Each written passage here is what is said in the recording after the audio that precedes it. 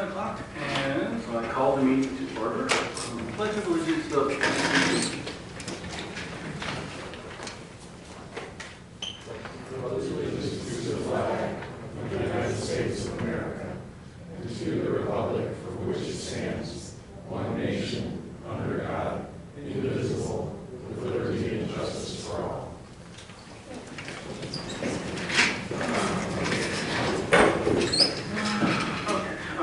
First thing is to approve the minutes of the Township Board of Trustees regular meeting held on April 21st, 2026.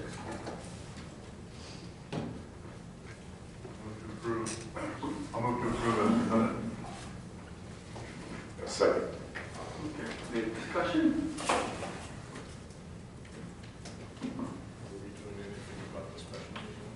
Oh, not in here.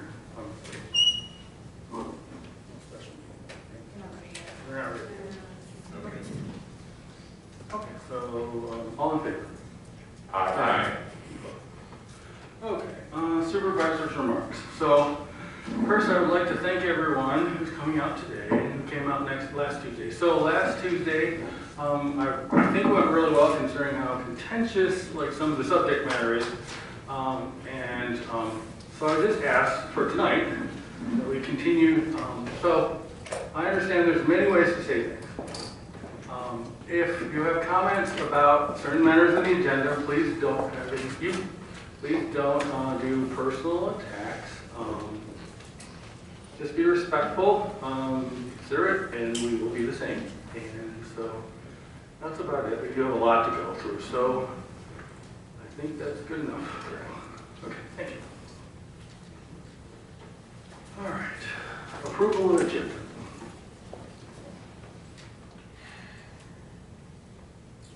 Yeah, I'll move the agenda.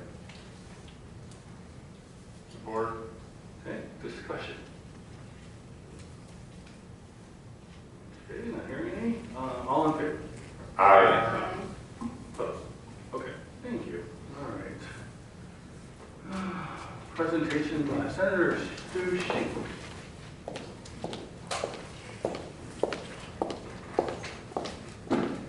Hi, good evening. Thank you for inviting me to come talk with you tonight. So my understanding is you had a couple of very specific questions about things, and you can ask me anything you want. I'll either answer you or go find out the information and bring that back. So my understanding is that you wanted to know about data centers, the battery storage, and then also some of the housing bills. And I'll start with data centers. That's first on my list. So in terms of the data centers, I voted against giving data centers tax break because I didn't believe that Michigan had the regulatory structure in place to adequately regulate them, and I still think that's the case. So I think it's right to be worried in places where we're close to high tension power lines, we're close to big energy sources, and have space. They want green space. And so I am doing what I can to try to make a difference. I vigorously advocated for a contested case hearing in front of the MPSC for what now is being called the Saline Barn, which is not a barn, it's a data center. And we lost on that one. The Attorney General has really fought hard for transparency and against anything that would raise our utility rates. I'm really worried about the data centers raising our utility rates. We've got 3 bills specifically about data centers that I was a part of this package. So Senate Bill 761 would prohibit users to withdraw over an average of 2 million gallons of water a day for consumptive use from obtaining a water withdrawal permit in our state. And that's like the Bella Pit in Ann Arbor Township. They were withdrawing 2 million a day and started withdrawing 4 million a day while they were applying for a permit. So it's something that could affect more easily than you think. A bill 762 that I sponsored, which would establish transparency standards by requiring the MPSC, Michigan Public Service Commission, to publish annual reports of water and electricity usage of data centers. And then another one would prohibit the passage of infrastructure improvement costs to residential payers, specifically as relates to water usage. There's a sign in Jackson that says 75 cents of every dollar that ratepayers pay to consumers goes toward infrastructure upgrades. And people believe that the clean energy laws and the tax break prevent the utilities from raising rates for infrastructure related to data centers. That is not true. It's really just the data center usage. So I want to make it clear that data centers did exist before this tax break, and there will continue to be data centers siting. My concern is that we don't all get stuck paying for it. And I think that there's definitely concern that some of these entities may not last as long as their contracts. Any questions on that? I'm going kind of fast because I figure you've got a lot to do tonight, so if you want me to slow down, I can. Sue, if I may? Yeah. Does it matter what the legislature thinks if the governor is pro-data center? Well, yes, it does. I think it does because the governor can't, whoever the governor will be, after this next election too, the governor needs the legislature to get much done, just like the legislature needs the governor to get much done. And I do think that if you have concerns, making sure that I know and your rep knows and that the governor knows it matters. It adds up, and that tax break was very close to not having enough votes. And I think that there are a lot of things. So I've got a couple bills. Kevin Hertel's got a bill that MPSC can't give a rate increase to a utility more than every 3 years. Things like that, we can put some protections in, and everybody is a person. Everybody can change their mind. There's a lot of money behind all of this, and I think that it's important to have these conversations out loud. So that was a long yes. I have a question. I love it that residential people will not have to pay more if you're going to pass this. I'm a little worried, so I did some PSC work and I was a Court of Appeals. How about small businesses? Because, I know there are different rate classifications and they're different than residential. So is there anything to protect them from having far too much increases? My understanding of the situation with the data centers is that their actual energy consumption is not supposed to raise anybody's rates. Okay. They have a separate contract with the utility. Okay. All right, thank you. So I got one real question. I know, and you mentioned talking about distribution wells and the amount of water that can be drawn out of it. And that protects locally, I think, some of the aquifers and things like that. But the amount of power that these places use and the amount of water that's used in the generation of that power is huge compared to what they would use locally. Is there anything that's regulating that? Because the Great Lakes aren't infinite.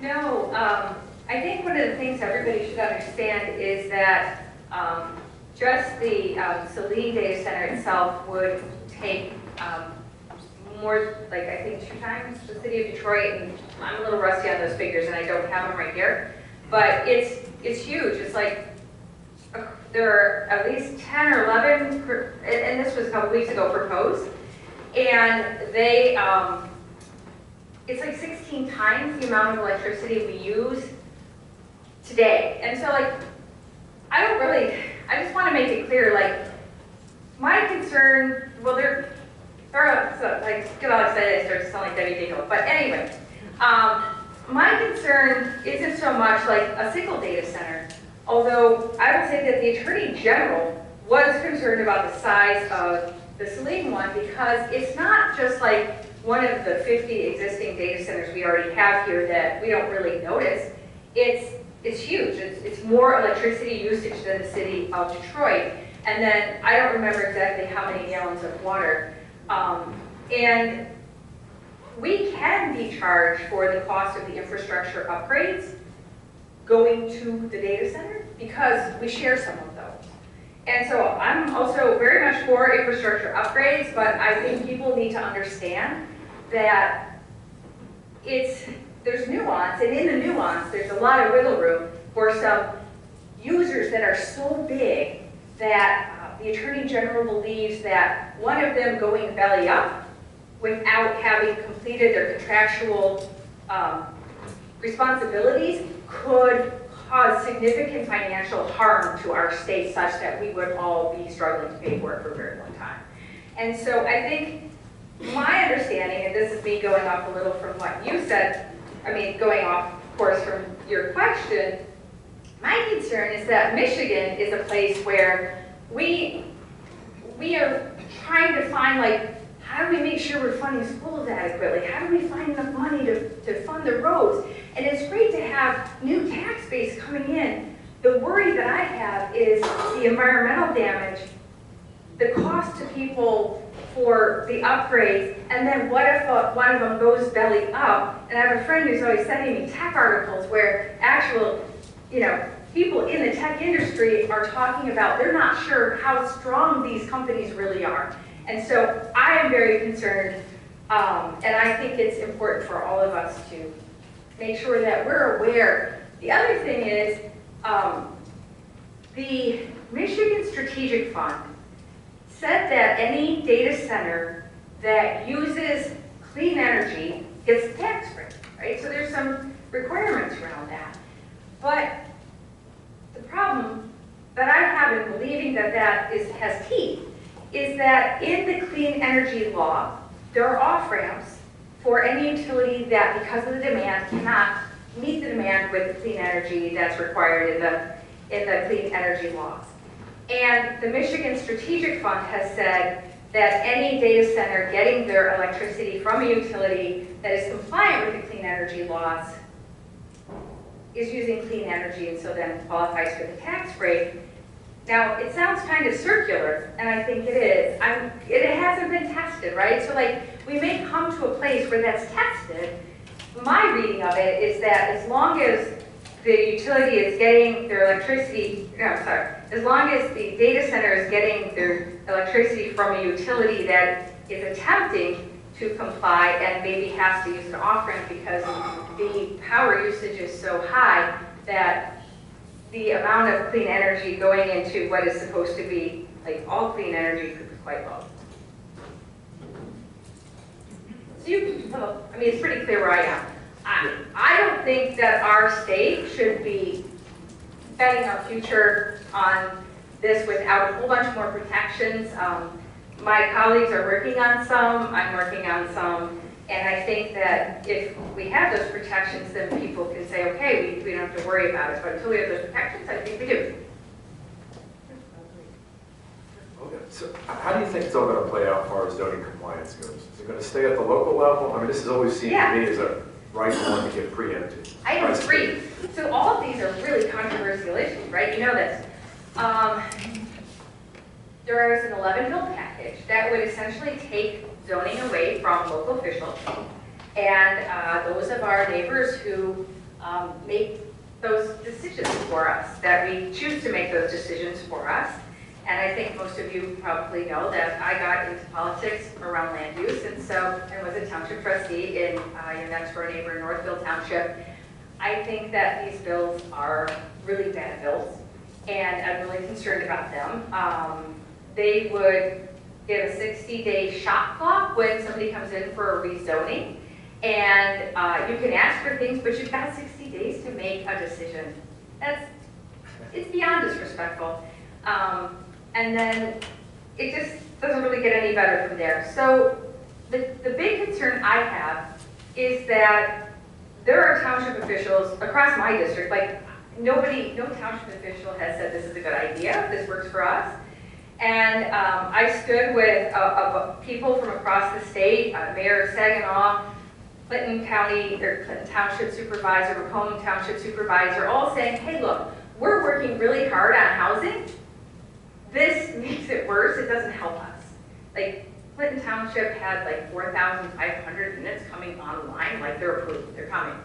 The problem is that it's bipartisan, and the people who are pushing it are just pushing really hard and really frankly don't give a crap what you say. And some of them are local and my friends, and I'm really upset about it. But I am doing what I can, talking to my colleagues, trying to explain to them why this is bad. And I think that, you know, whatever the MTA can do, whatever the Michigan Municipal League can do to help raise that message, whatever you can do, talking with your colleagues in other communities would be helpful. My position is, if a community wants to densify, do it your way, right? Do it in a way that works for your residents. So we have all these different communities across Michigan. The diversity is beautiful. Let's take care of ourselves, right? Take care of each other at the same time. Well, I could see like, all the abandoned auto plants and other areas that are around there could be dense enough. They're already an industrial complex. But it seems that level of planning needs state support though. And it seems hard for anyone individual township to try to string all that together. Unless you go talk to other townships that may be interested. I don't know how that would get portrayed to potential clients that want to build data centers in Michigan. My concern, which I say about a lot of the things that happen quick in Lansing, this was introduced like, I don't know exactly what day it was, but it was introduced, like say it was introduced on a Tuesday, and by Thursday it was almost ready to be voted on. That's not normal, that's not good government. And my understanding is that one of the entities behind this legislation wants to develop Belle Island as subdivisions. I heard that from the Michigan Municipal League. So like, who the heck, right? Like, who are they to tell us what to do where we live? And I will say, just because I feel like it's a big fault for opposing these bills, that in Michigan, we are adding housing units pretty fast. And they're happening in cities and townships and every size community. But this bill goes so much further, and it would, for some of the things, which is only where public water is, you could put a mobile home, so a house with no foundation, 15 feet from the sidewalk, on a tiny lot, anywhere.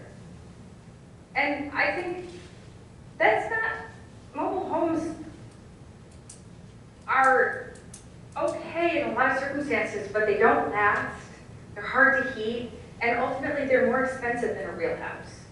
So there's just a lot there that's bad. Thanks. Any other questions or anything? Okay. Thank you so much. All right, thank you. So just say, if you have questions, please just reach out. And I have 275,000 constituents now, so it's harder to get here than I'd like, but I really care about you, and I want to make sure that I'm representing you and everybody who lives here adequately. So, thank you. Thanks, Sue. Thank you, Sue. Okay. Call to public.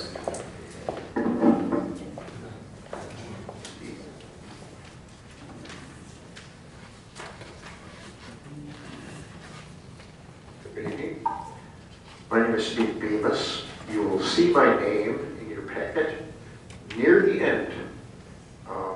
Elena and Mike and I worked up a survey to try to get some facts in on the siren situation.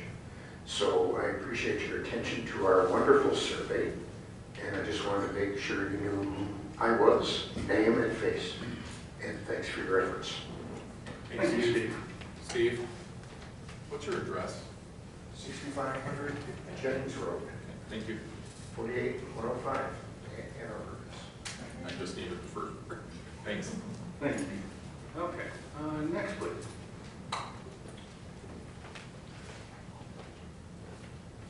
Hi there, good evening. My name is Craig Bloomer, Webster Township resident.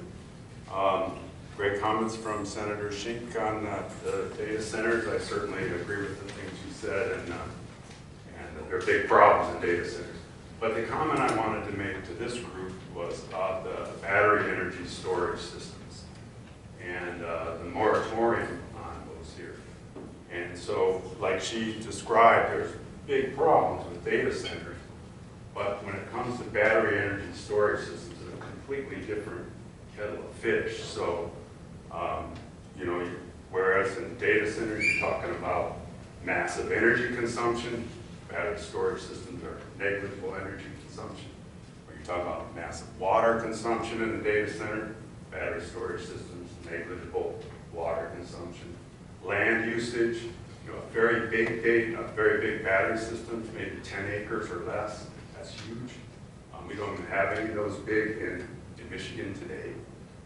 So the land use is pretty small. The couple of concerns that people have, one is around screening, kind of like later in your agenda on the solar screening, right? So you have to have screening, but basically it's the same screening standards as you already have in our ordinances around solar. And then there's some noise generation from the batteries, so you have to have a decent setback, and that's the same setback as solar. And then finally, fire protection. And there were some incidents a couple of years ago. Designs of those battery systems have completely changed now. They're all inside a container. They're as simple as a bunch of containers, and so they're very safe that way. So I think it's relatively simple for permitting of the battery energy storage systems. The second point about that, though, is that battery storage systems are today basically paired with any solar project, right? So by putting a moratorium on battery storage, you're effectively creating a big chill over any solar development here at Webster Township, if it were to come to pass. And then also the Public Act 233 around permitting processes here. Battery energy storage systems are covered by that. It includes the minimum permitting regulations already. And by putting in a moratorium, it puts us in non-compliance with the state law. So, you know, that would effectively allow any developer to bypass you and go straight to the MPSC for approval on battery storage. As opposed to the data center, which Senator described, that we don't have good rules on permitting around data centers, and that needs a lot of work, so it's a different thing. And then finally, the other thing is that battery storage systems can really reduce our electric rates.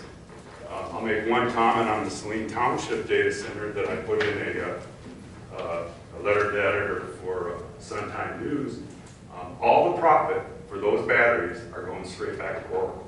They're not going to you as a ratepayer. That's what's in the contract that they signed. So it's unfortunate that we lost the opportunity to actually save money from a data center. Instead, all we're doing is trying to aim for break-even costs. And so that's a bad starting point to say, hey, I'll take any deal as long as it doesn't cost me more. That's not how you do business, right? You want to know how much money as a group of residential payers can we save from that. So battery energy systems are a great way to save money. And so I know you've already approved that last meeting, but I want to let you know that I have different plans. Thank you. Thank you very much. Just wanted information. Okay. In a minute. Sorry, thank you.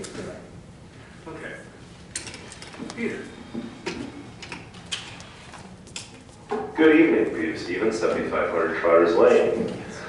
Just a couple things. I know just going forward and working with Mr. Bemis about the storm warning system, that's something I fully support. However, we can get that information out to the community and try and foster support for bringing that in here. Data centers, large energy systems, I know I've stated before the board, I'm against those, at least in our township. They should be other places. This is a small farming community, let's keep it rural. To some of your business this evening, after reviewing the contract that Shree has provided all of you for review, looking at it, my concerns as a resident of the township is that Shree is asking to work less hours and be available less often in office and to the public, but is also asking for a considerable raise. I believe the starting pay in the contract is approximately a 15% raise from what was approved by the board last year. with another additional 5% automatic increase raise next year. Looking at this has just been a concern of mine. I know I have come to the township fairly regularly, looking to meet with Shree, ask questions. I see in here that part of her responsibilities and duties is communicating with residents for permits, for going over them with things. Part of listed in there is walk-ins.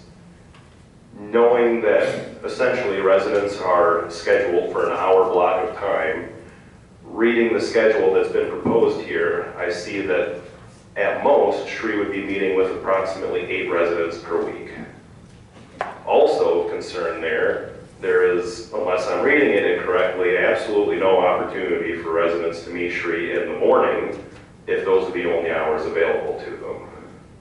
I would just ask the board to take a hard look at this contract, at least as it's written currently. I would ask the board to deny it and look for something more in lines with what the residents expect from somebody working in the township for them.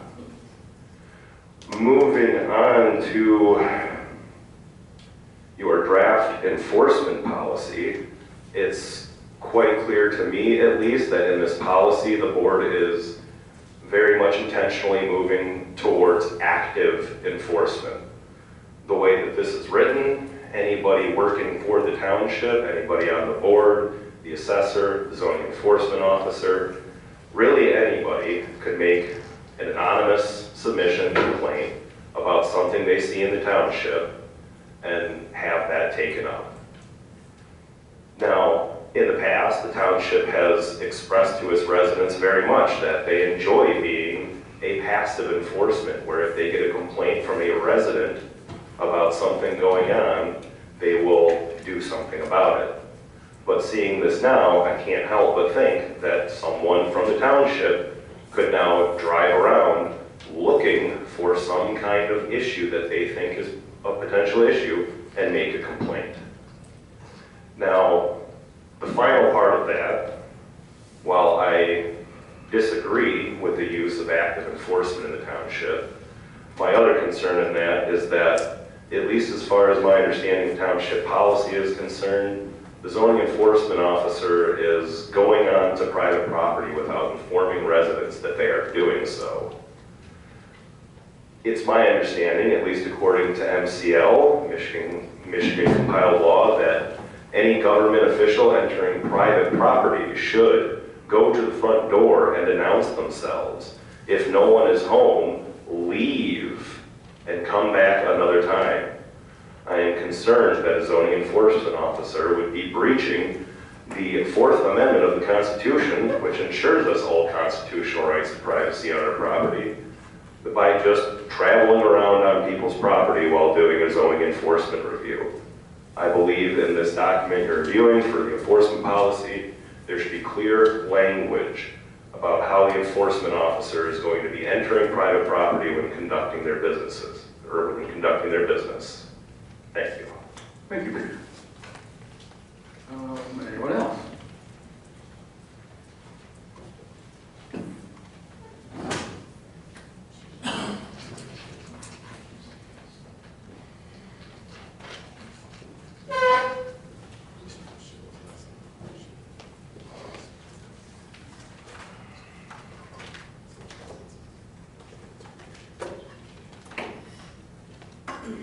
Hello, my name is Sheila Falkowski, and I live at 2522 North Territorial Road, Webster Township. I am here today to talk about herbicides. Tomorrow, they are putting 14 herbicide chemicals in Independence Lake. I grew up on Independence Lake, and my dad still lives there since 1980. I talked with the Lake Association president, and they have been putting these chemicals in the lake for 20 years. I have the safety data sheets here on all 14 chemicals, and if you read them, they're pretty disturbing.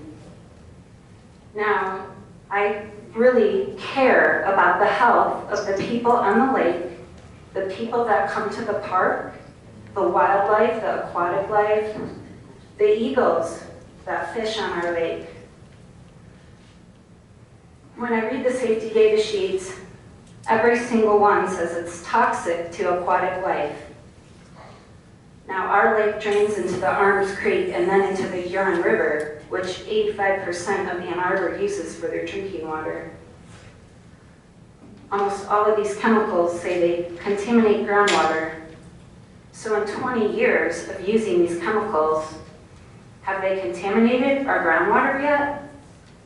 My dad's well is about 20, 25 feet from the seawall between the house and the lake.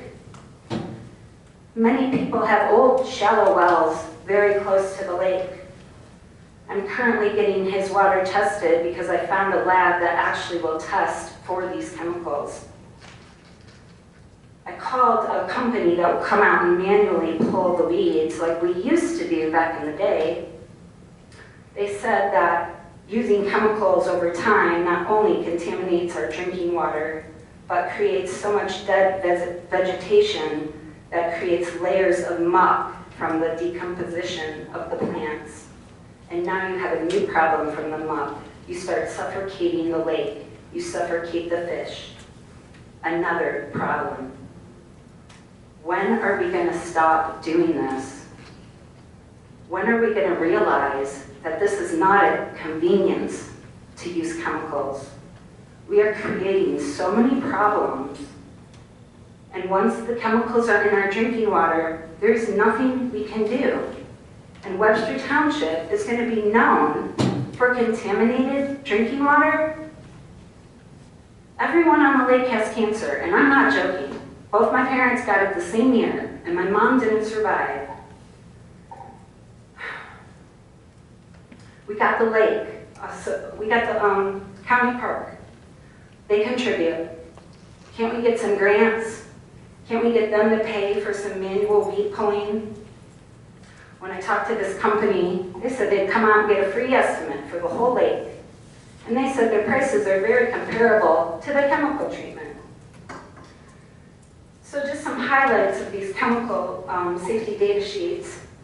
Some of them say, do not apply directly to the water, but yet we're putting it in the water. Another one says, it's a pesticide. Why are we putting a pesticide in the water? Another one says, it is considered hazardous waste if discarded. Another one, avoid release into the environment.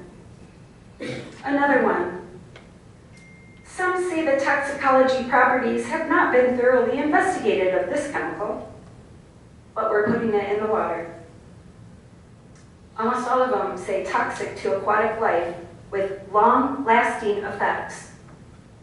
Another one says environmentally hazardous. Another one, California 65 proposition causes cancer. Another one, causes liver damage in dogs. Everybody's dog goes in the lake. So tomorrow the chemicals go in. And I asked the Lake Association president, Tracy, I don't know her last name, starts with a D, Dunsoff or something. I asked her, you could stop it. It's not too late. We can make the change. We could be the leaders. We could show everybody that there's other ways to do this. And so help me God, if my dad's water is contaminated when I get these test results back, what are we going to do next? Thank you for listening. Thank you very much. Thank you. I do have one thing before we get to that. Could, do you want to call to Thursday so I can get copies of all the things you have? Okay.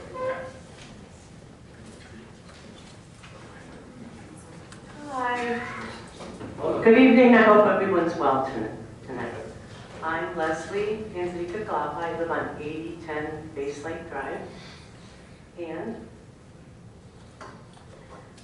I got this letter from the Solitude Lake Management. Well, I guess Base Lake beat Independence Lake. 16 chemicals, guys. 16. This is getting out of control. First of all, I see bald eagles coming across the lake, going down and getting a fish. When the food is poisoned, it will poison the eagles and the other wonderful animals that live in that lake. I don't see turtles anymore. And I don't know if anyone knows this, but the robins in early spring, when people start spraying their lawns like crazy, like they are now, these robins they die because they're being poisoned by the earthworms that are in the lawns. So, since they started putting the chemicals in Base Lake, I now, first of all, when they first started with the 5-year assessment, I don't even know, it was a couple years ago, I went swimming in the lake and I broke out with a rash all over my body. So I didn't go back in the lake. But since this has been happening over the last, I think, 5 years now, I have skin cancer on my breast, which has never seen the sun. It's from chemicals. And really, what's really bad in the last 5 years is I have neuropathy in my feet. It goes all the way up to my knees, and I can barely walk now. I have stabbing pains. I can't sleep at night, and I looked up a couple of the chemicals, and they said, these can cause neuropathy in your hands and feet. Really? We're allowed to put the stuff in, and we swim in the lake. It's 90 degrees. I want to go in my lake. This is why I live on Base Lake. It's so beautiful. And the animals are being poisoned. And you know what? I just wanted to share this with you. I don't know if anyone's heard about Coco. He is a gorilla. So Coco was born in 1971. He's a western lowland gorilla who became famous for communicating through a modified form of American Sign Language. He's learned thousands of spoken words showing remarkable emotional intelligence. And then I'll just skip the rest part, but this is what Coco said at one of his last signings. I am gorilla. I am flowers, animals. I am nature. Man, Coco, love. Earth, Coco, love. But man, stupid. Stupid. Coco, sorry. Coco, cry. Time, hurry. Fix Earth. Help Earth, hurry. Protect Earth. Nature, see you. Thank you. And thank you so much for taking this into consideration, please. Thank you so much. Thank you very much. And I'll say the same thing. Go ahead. I'll say the same thing. If you'd like to come bring me the list and everything, yeah. A copy of this? Yeah. Okay. I will. Thank you. Okay. Next, please.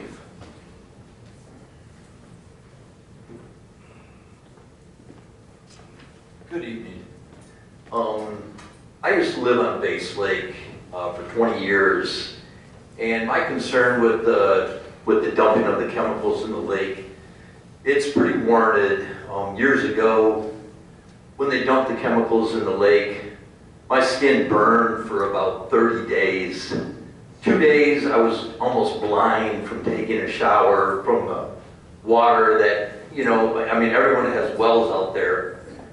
But since then, the lake, like last year, for example, the Michigan Sailing Club, 2 of their sailors were out there, got really bad burns on their skin, on their face. You know, they're wearing wetsuits, but their face is exposed.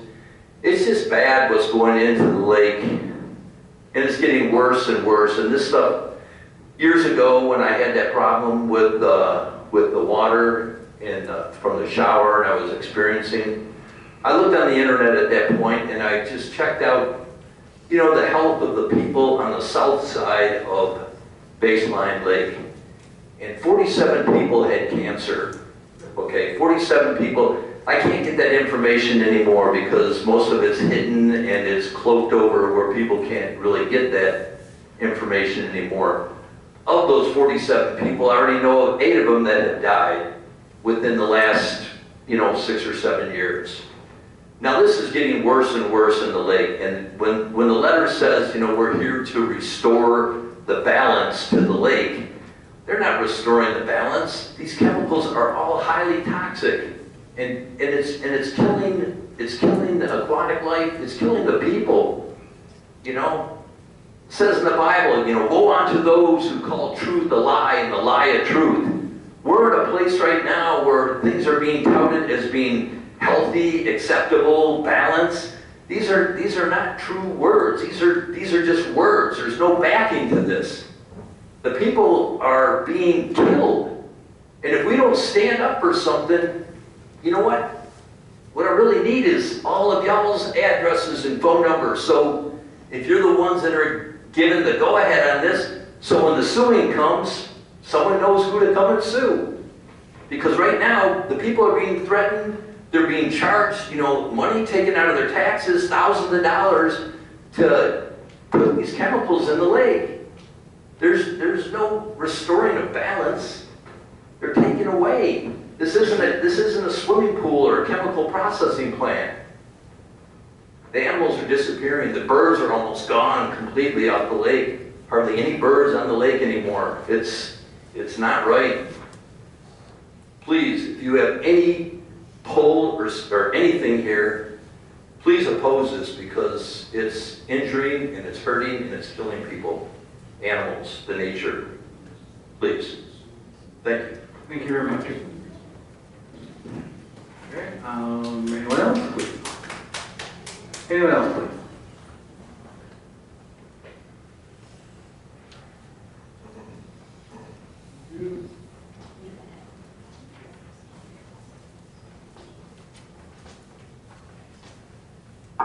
It's hard here.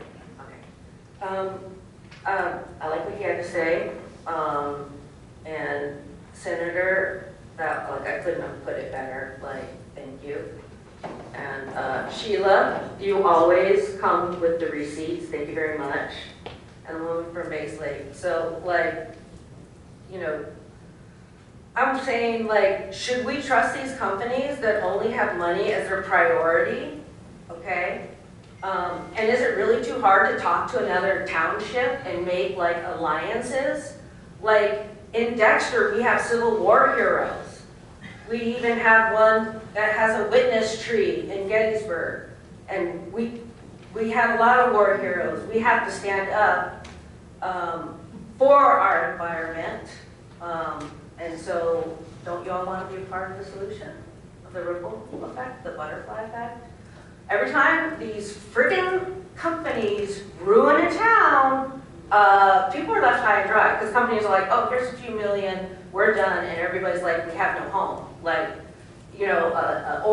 chemical spill, in Ohio, you guys know what happened in those situations. We have to prevent it.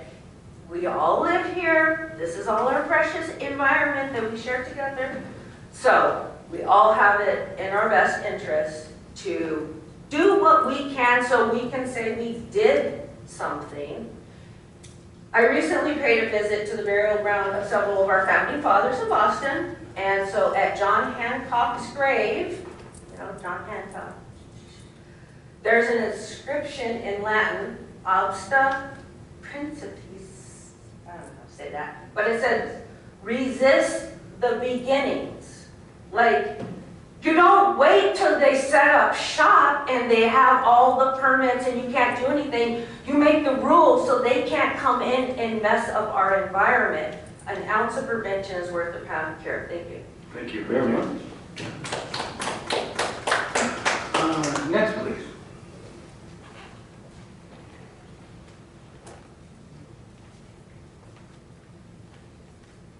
Hi, my name is Renee Quinn. I live in Dexter. And I'm here because I have friends that live in this beautiful town and this beautiful community. And just what I heard from the last 4 people, it just really does something to my heart. And I just want to say, if you all have the power to make the change to stop the spray tomorrow Independence Lake. You can stop it. If you have the power, do it. Show the community that you're not going to have anything to do with this. They can stop it. And I'm just saying, I live on Fleming Road in Dexter, and on behalf of my friends that live in this great community, I'm asking you, please, use your power and stop it. Thank you. Thank you. Okay, anyone else, please?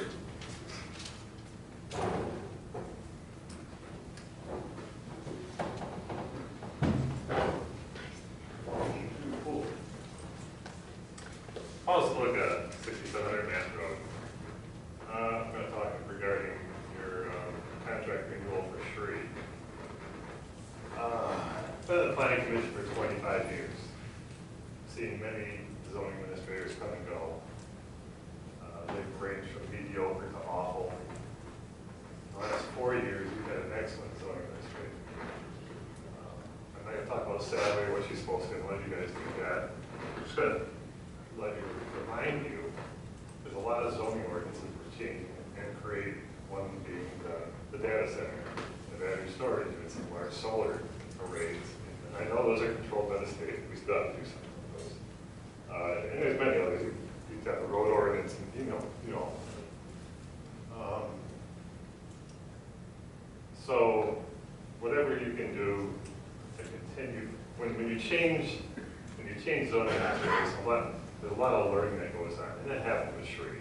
For her first year, there's a lot of learning about what our zoning ordinance was about, how it was written, and she found a lot of things that were conflicting in different parts of it. Regarding her hours, I've had Shree contact me in the evenings, like 10 o'clock, on weekends, because being here for 25 years as a planning commissioner, I knew information about why things were approved, why the ordinance was written the way it was written, and we would talk on weekends or in the evening or in during the days too, which she puts in a lot of hours. It may not be written there. I wouldn't have written that contract the way it's written, because it gives it the impression she's working 17 hours. She's putting a lot of home time into that, which you probably know, that's, hope you know. So I just wanted to say that if you've got a zoning administrator that has a lot of integrity and faces controversy well, you have past zoning administrators that would stick their head in the sand, ignore the ordinance, and let people do what they wanted to do, like shared driveways that went 10 houses long, or shared driveway top of a shared driveway and top of a shared driveway.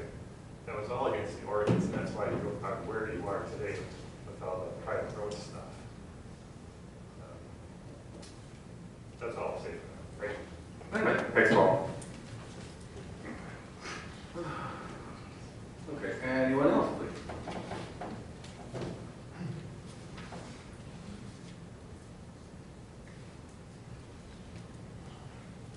Hi, Gary Fritz, 3676 West North Territorial Road. I have 3 things that I wanted to talk to you about. One being an issue that I have with the assessor's office. My property was accessed by somebody to come back and take pictures of a building when they clearly walked past a no trespassing sign, and there was no attempt to contact me, ask permission, anything like that, just walk down the property and take pictures, which I feel violated my rights. Second issue, as far as the zoning or the ordinance enforcement issue that's come up, I believe that a passive enforcement approach is much better than the active enforcement. I don't think that it takes people's property rights into consideration as it should. And the third thing is the zoning administrator's contract. I don't understand why our township doesn't have a full-time position as an employee of the township versus a contract employee, or I'm sorry, a contract consultant. I feel that that really should be an employee position, that that employee should be available in the office from the time the township doors open to the time the township doors close. And they should, because they work for the people in the township, not for the government portion. They should be there to help and represent the citizens and the residents of the township, not, you know. And I also believe that they need to be accessible. They need to be able to access the records that they need. Instead, you know, if you're working remotely and the plans for my build are on your desk at the office, how are you going to be able to help me or deal with the things? So those are my concerns. Thank you. Thank you very much.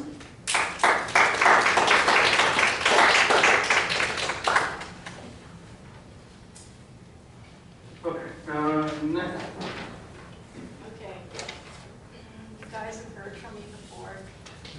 My name is Karen Gray. The address is 3670 Barker Road. I am terribly opposed to the contract that SRI has presented. As the last person said, she is working hardly in the office. It should be a township employee as opposed to a contract consultant. Dexter has a full-time person that's paid $80,000 a year. I don't know how this can be justified. She's not doing the work, the hours she's not providing.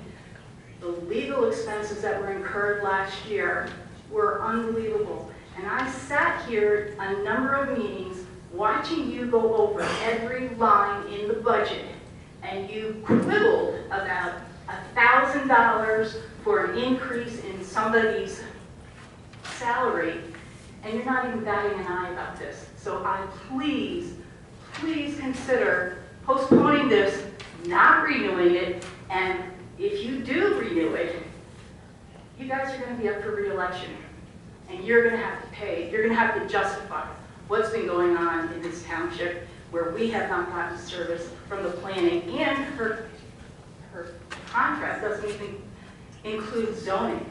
So I don't know why she's going to be paid that much more than what she was doing before for planning and zoning. Thank you.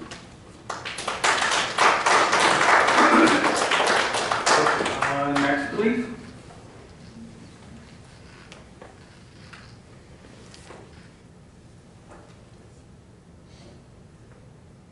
Who's the anchor man? All right, I'll go. There's nobody else. Christy Angelo, 7373 Webster Church. And I want to make a couple comments, really not about the contract. You people were elected by the people of Webster Township. Maybe not everybody in this room, but you still represent all of them. You are tasked with listening to them, just like Senator Shink. When we have her come, we expect her to listen to us.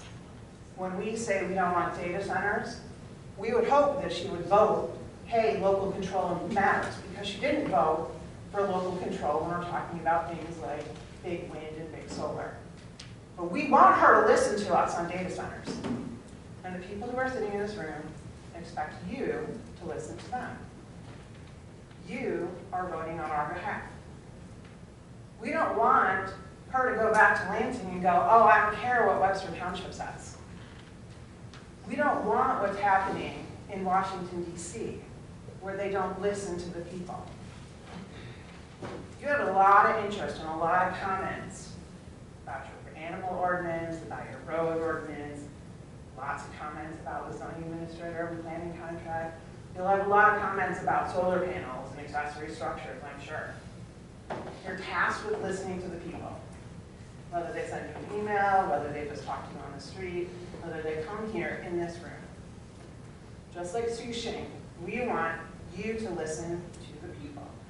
And we want you to make the best decision for our township, just like we want her to make the best decision for our township. We want local control about data centers.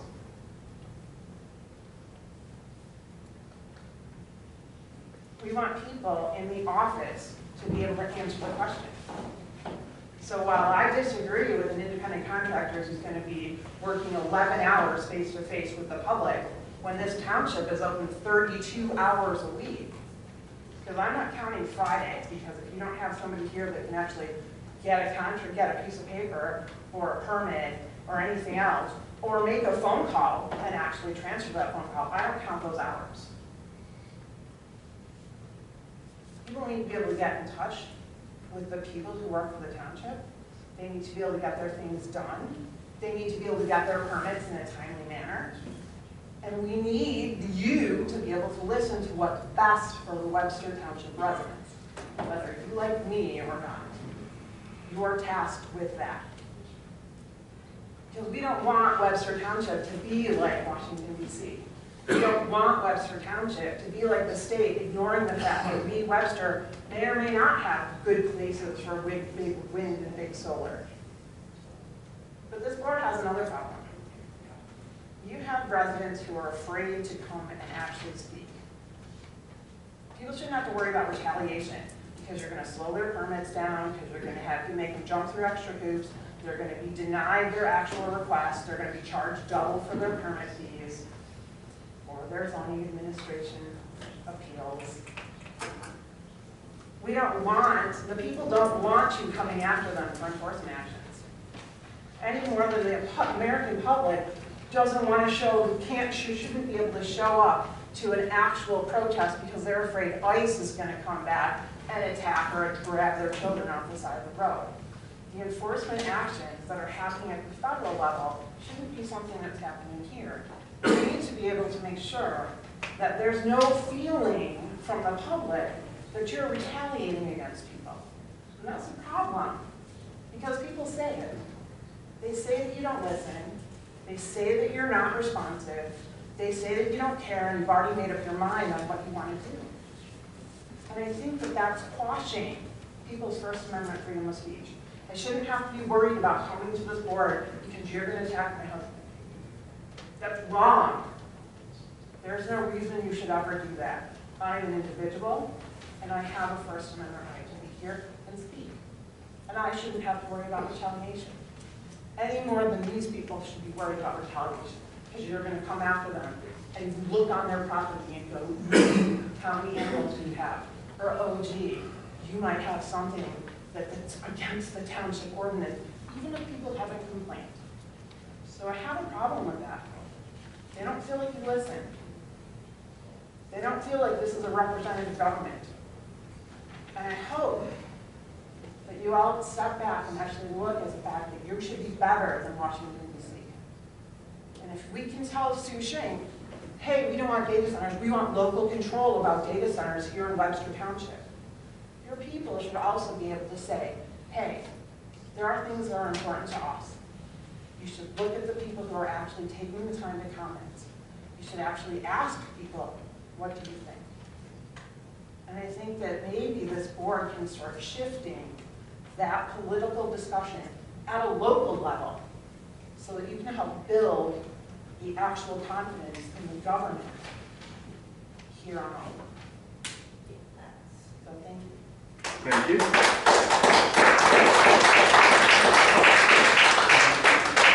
Anyone else?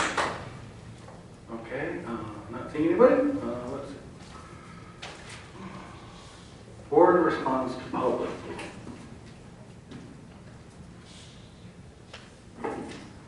Well, let's start with his chemicals. John, you're a chemical engineer. What is going in the lake? Where is jurisdiction? I will be happy to review the safety data sheets and any other technical information that is available. I'm not an expert on weed control or pesticides or herbicides. I do know a few things. I sat here and listened and wondered who has the authority to decide what can be used and how it's used and when it's used. I don't know the answers to those questions, and I'd like to know the answers to those questions. I'd like to know who is doing the spraying. Is it the homeowners association? Is it the county? Who is polluting the lake? Sheila, do you know? Lake Association president is the one that has been organizing everything. Tracy Danloff, I have her phone number, and she has hired a company called Aqua Weed Control out of Holly, Michigan.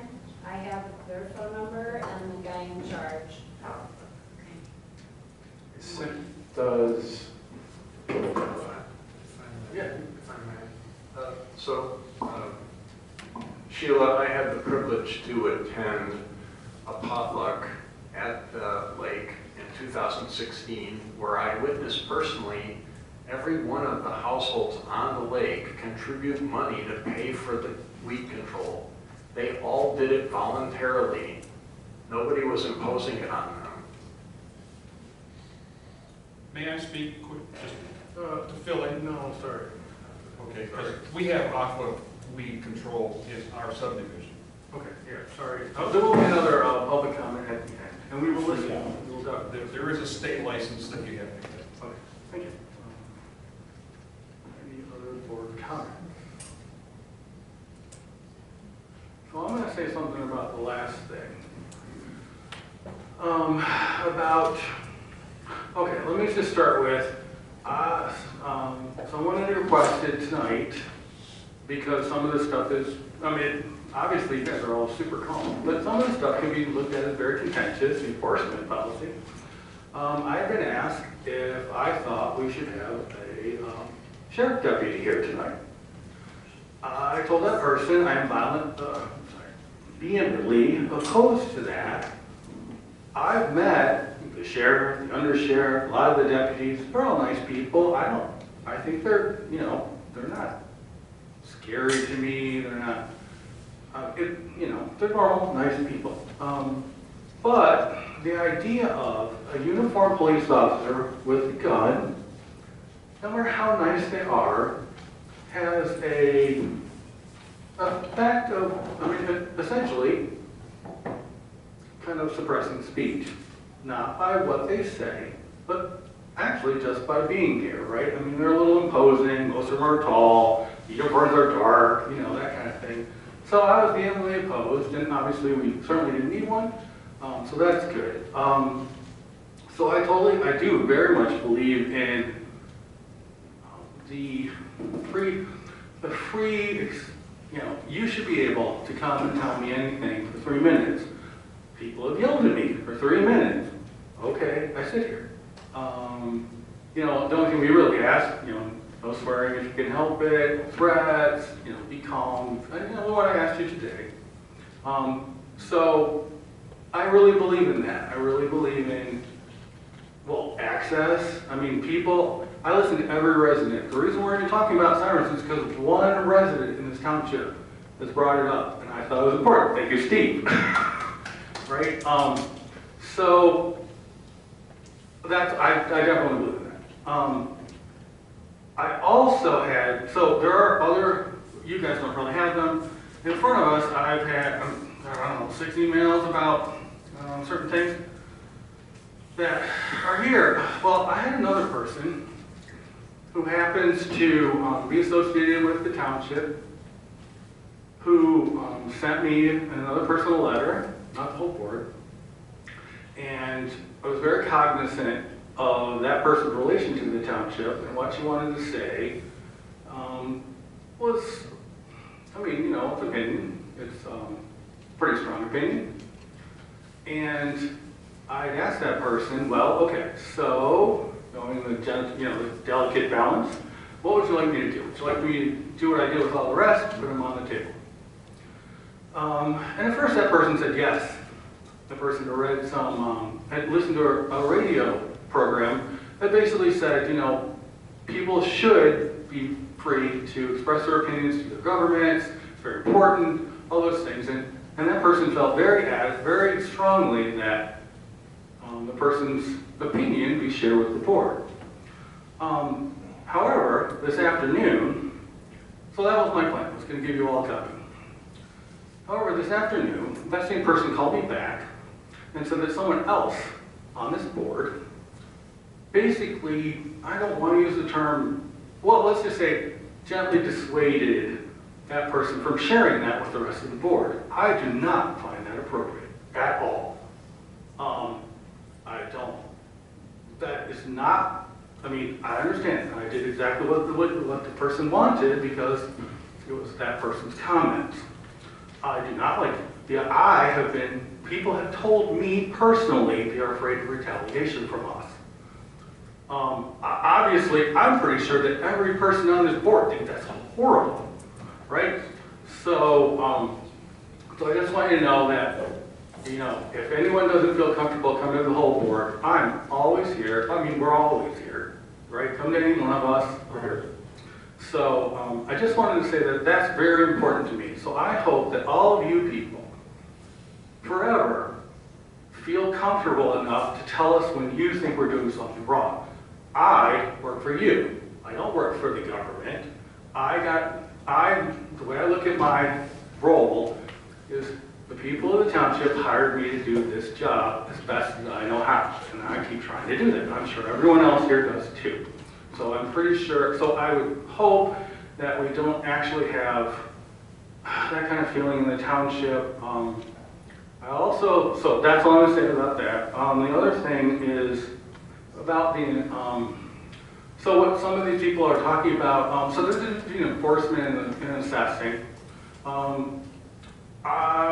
Chuck does not go on someone's property when they do, does not go on someone's property when they don't want him to. He's quite familiar with the cases in federal court and state court about the Fourth Amendment.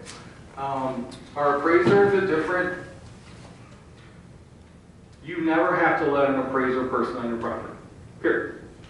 Now, if you don't, we might have to make some assumptions about stuff that's going on, but you never have to let them on. They should not be going on. I will look into it as the head assessor, and so I'll look into that. I just wanted to make sure you guys looked at that. So thank you very much for that. Right. Yes. How do we get so they're going to spray chemicals tomorrow. How do we get answered who has authority? We don't speak to the same. I got a state senator over there. Can you help us, Sue? Hey, we don't know who, I mean, honestly, no one had brought this up before really right now, so we don't know any of these answers. Yeah. So, All right, let's try to figure it out tomorrow. okay, thanks. I mean, it's like, I'm pretty sure. But it feels a little bit like when they started spraying with road conditioner. We knew to complain. I know it's not me. I know. I'm pretty sure that this is spearheaded by the parks, because they're spraying that half of the lake, and the citizens are spraying their half. The parks, is the county park? I can say it. Because the head of the parks was at the thing that I attended in. Yeah, so that's one for you, Sue. Find out who has the authority on that, the parks. But parks don't have Base Lake authority. I mean, I understand Independence Lake, you have the lake, you have a park on the lake, but Base Lake doesn't have a park that would be spraying. I think it's gotta be the HOA. There's actually an organization, and I think you know about it, don't you, Rick? For the water, up at the Jan Blades. But isn't Eagle have to check in at some point on what's going to put in? Yes. Yeah, Eagle usually does a permit for treatment, and then they have a duration that it's supposed to last over, and they almost always write a permit, and it's usually with the companies that are applying and stuff. So, yeah, Eagle usually signs off on it. It's usually DEQ or DNR or whatever it's called. You have contacted Eagle, Sue? Yes, I'm texting them right now. Thank you. Thank you. Thanks, everybody, for those comments on everything. I mean, we are here. I guess I want to echo what Mike said. On the roads, we're trying to get all the roads fixed. We talked about this in some other meetings. The best thing, I know people are getting upset in social media. Might be sometimes fans that. But I say, just talk to us. I'm here early. I stay late after these meetings. There's something on your mind. Let's talk. As opposed to some of the feelings that are out there, I think, or I understand where they come from, and as to how appropriate or not, we can talk about that. But there shouldn't be a sense that you can't talk to us. That's what we're here for. Thank you. Thank you. Okay, any other comments? Okay, seeing none, let us go to our treasurer's report, please. Thank you. I don't have any specific comments about any of the elements of the treasurer's report. So as always, when I'm finished with my comments, please ask your questions, give me your advice, share your comments. I wanted to give an update on what I had reported at the last meeting, where we were for the first time that I know of, we were the victim of counterfeit check fraud. And I wanted to report that here we are a month later and there's no notable progress by law enforcement on that investigation. I'm very disappointed that we're not moving forward.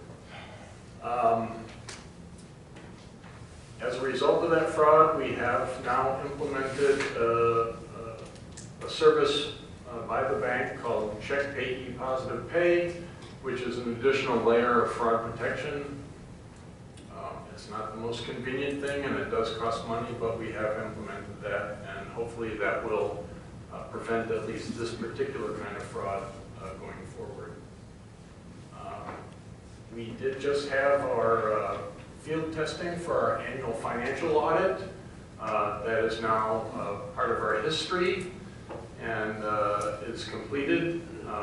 We are currently working together in the office to address the many and varied follow-up questions that inevitably come from the field work. So we're making great progress on the annual financial audit. And last but not least, I would like to ask this board's, for this board's explicit permission to transfer the budgeted amount from the general fund to the capital improvement fund. We passed a budget at the March meeting to transfer $250,000. With your permission, I would like to make that transfer in its entirety as soon as tomorrow, if you approve. And I would like a motion to do so. Are you ready to do that now? Or? Yeah, I think for this. Oh, yeah, okay, so moved. I'll second. Discussion about that, the moving, just moving. I don't think there's any discussion. We discussed it. Is there a support? Okay. Is there support? Oh, yeah. Mike. Oh, okay, okay. So, Ms. Money, roll call, please. Aye. Aye. Aye. Aye. Aye. Nay, I have a question. Oh, sorry, did you want to wait? We can wait if you have a question first. Let's wait. Oh. Aye. Sorry, Dan. Okay, all right, for the rest of it. Yeah, so that's all of my comments and questions. I'm open now for your feedback or questions or advice. I missed what the sum of this. It's a $250,000. Yeah, that's what we put in the budget. Yeah, it's in the budget, but we never talk about the timing, if we're going to do it all at once or if we're going to do it piecemeal. I prefer to do it at the beginning of the financial year and earn the interest in the capital fund if that's possible. Thank you. And follow-up question, what was the sum of the fraud issue? It's roughly in the range of $4,000.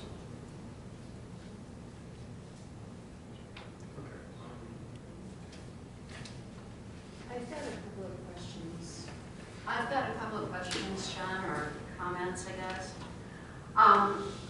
And I'm sorry I have missed you in the office. Affordable has increased, not by a dramatic amount, but the board should know that the bill that they'll approve is in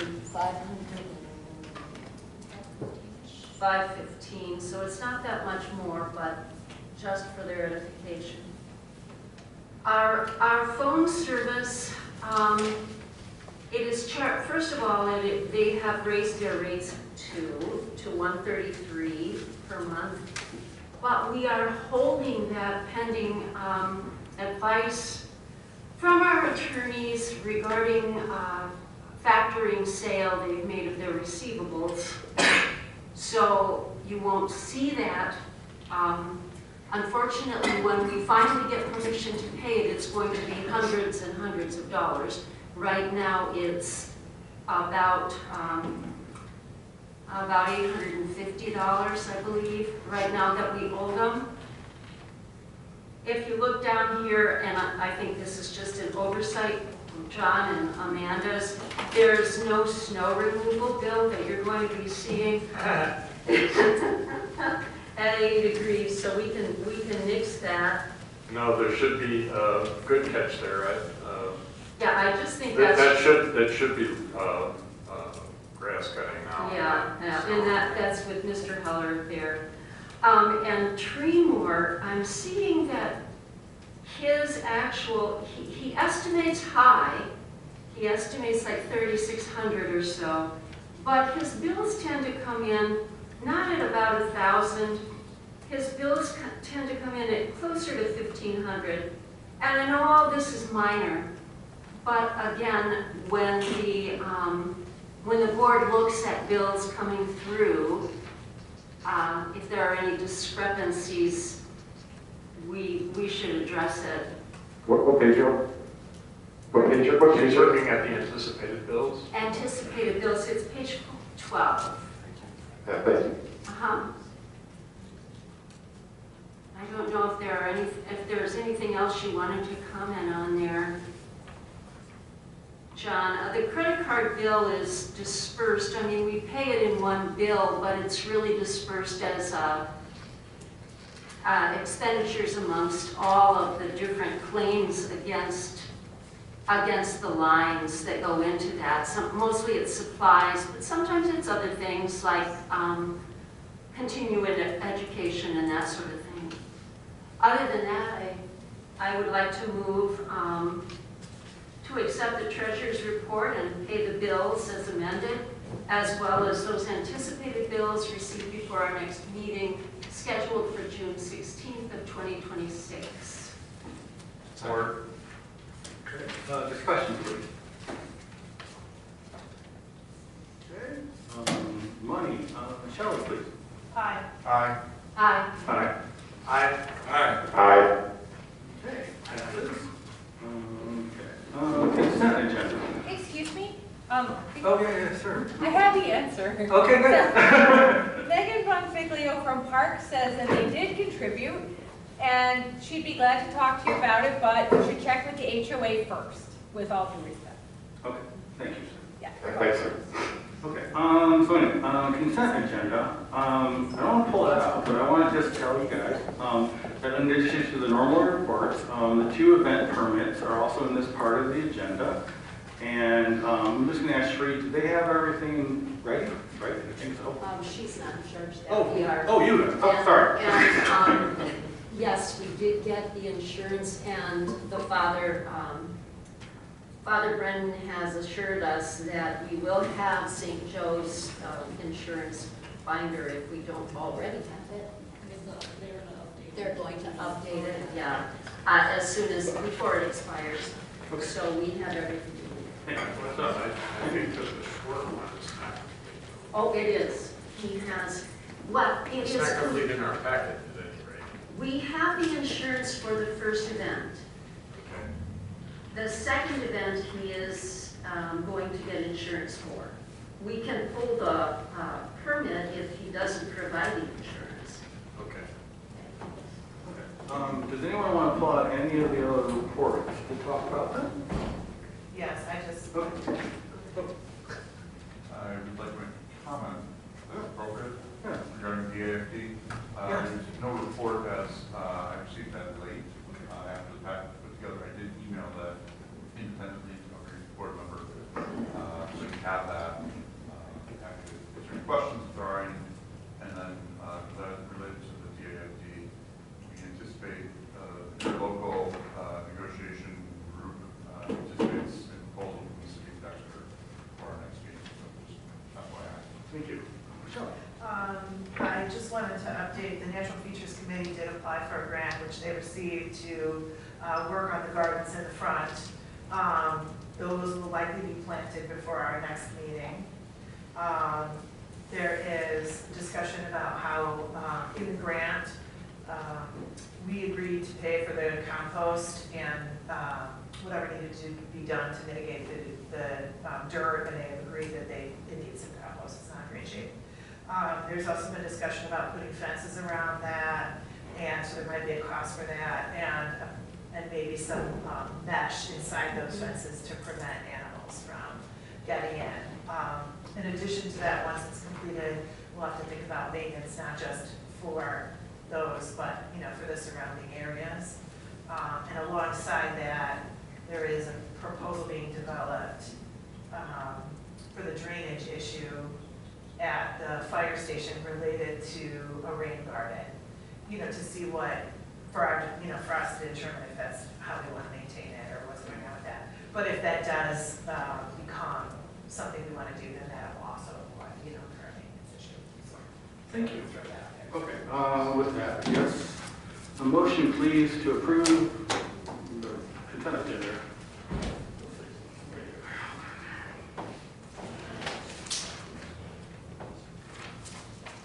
I move to receive and file the consent agenda reports and to approve the permit applications therein. Second. Okay, any other discussion? All right, all in favor? Aye. Opposed? No. Okay, thank you so much. Action items. Chuck, can you come up and explain the PIC estimate for us?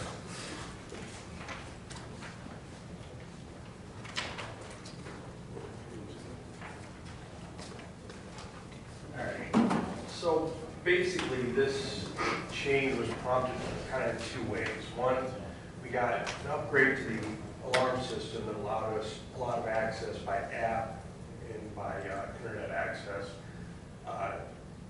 to the alarm system itself. The other big major issue was that the fact that what we were kind of promised with the door, with the key access system, didn't really come to fruition. The flexibility needed, to the point that now we have a switch to disable the door lock system for meetings, and we have to remember to go in and physically move the switch when we want to lock the place again. The original company tried several times to alleviate the problems. We have a semi-workable solution now, but it's still kind of really cumbersome to the point where there's 3 people that can really go in there and do something with a schedule of the locking and unlocking the doors. So after being very happy with the way PIC has provided us the new interface for the alarm system, they can also pick up with the existing hardware, but in different terminal boards, in working with the equipment that's already been installed. We can then have something more flexible, more integrated with the alarm system. I gave them several instances of stuff we wanted the system to do, and basically I was told, yes, we will be able to do all that. And it would encompass the alarm.com system now would have the integration control over the alarm and the key access. I know that there's been some worries that means everybody has to use an app or use a computer, and everything can still be controlled in the old manner without having to use an app or what have you. But what we will gain is that now I can integrate it so that when the alarm system is disabled for a meeting or what have you, the doors will have access, and then when we shut the alarm system down, even if it's by the panel itself, not by an app, it'll automatically lock the doors. I'll also have the flexibility to put in there times when we want to have access but not have the front doors open for security measures when it's not an open meeting or we don't have the meeting. So that's kind of my spiel. What questions you guys have? So Chuck, does the program, I have concerns with anything that can be done mobily for unlocking doors. Yes. Is it using like two-factor identification? What security measures are built into it that can prevent somebody like hacking into your phone and taking control of unlocking the doors? Yes, there is two-factor identification built into the alarm.com app. Also, some of the stuff that we wanted could have been done through the system we have now, but it would have created a security concern for the network that Bill talking to his people said, no, we should definitely not give them access to that. So this doesn't provide a backdoor into the computer system at large. But I know I got a little bit away from what he said, but yes, there's two-factor identification for the alarm.com app. And it's a confined system, it sounds like, so it's all there. It's all, I assume, cloud or web-based. It is. Okay. Okay, thank you. Anyone else? Yeah, how did we land on PIC? Do you know these folks? Sorry? How did we land on PIC for this company? PIC has been who we've had initially. Oh, okay. So this is the new company. We just got them to upgrade. They started with the camera systems, and along the way we've had them upgrade. Actually, our original security system they just added functionality to it instead of having to replace the whole system. Sure. Okay, thank you. So at this point, I guess I would like a motion to accept invoice 3545 for PIC services. It's an estimate. An estimate. Oh, it's an estimate. Okay. Oh, the estimate. Sorry. Yes, all right, so moved. I'll second. Okay, any other discussion? Okay. Question. Yes, of course. You are the primary users in here. What are your thoughts? So,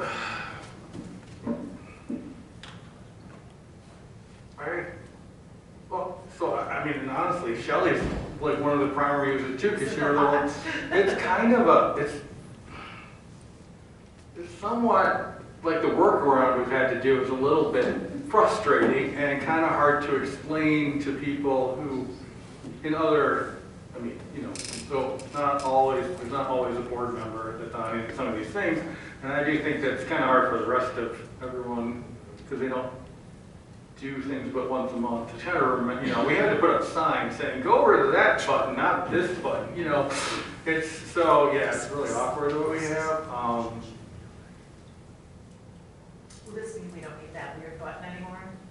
Chuck, does it mean we don't need that weird button anymore? No, that weird button will go away. So Yeah, I got brought by the weird button. I thought it was locked. I didn't see the weird button. You're not the only person who's been around. I didn't find anything weird about that button at all.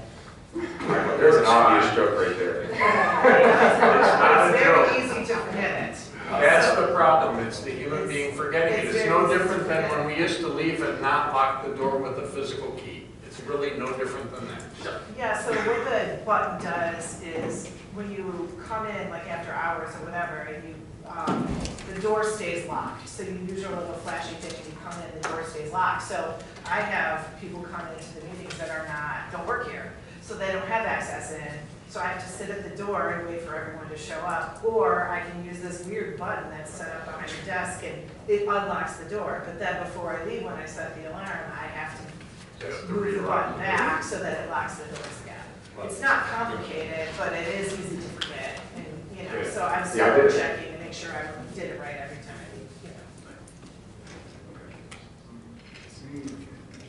Okay, I mean, is it going away or is it staying here as inactive? What part? Well, it's The button.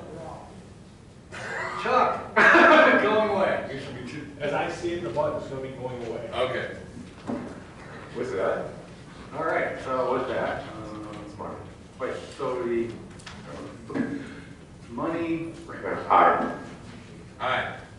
No. Aye. Aye. Aye. Aye. Okay, thank you. Sorry, let's see. Okay, so next one is defining attorney attendance at ZBA meetings. So, and we were talking about the budget, we were talking about the buckets for attorney fees. One of the things that we discussed was, do we want to change, so right now, we have told the ZBA that they must have an attorney for every single meeting. That's what I understand. We had the extension, I asked in October if we want to keep doing it. We all said yes. So that's what we have now. I have had conversations with a number of people about whether we need them for certain types of ZBA meetings. So I guess I'd like to hear everyone.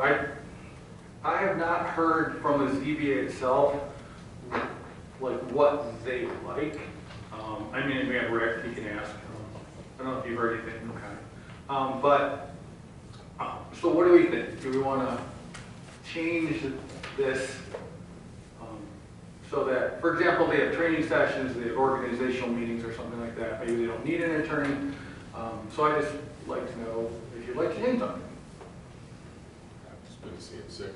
Rick was going to pipe in. Well,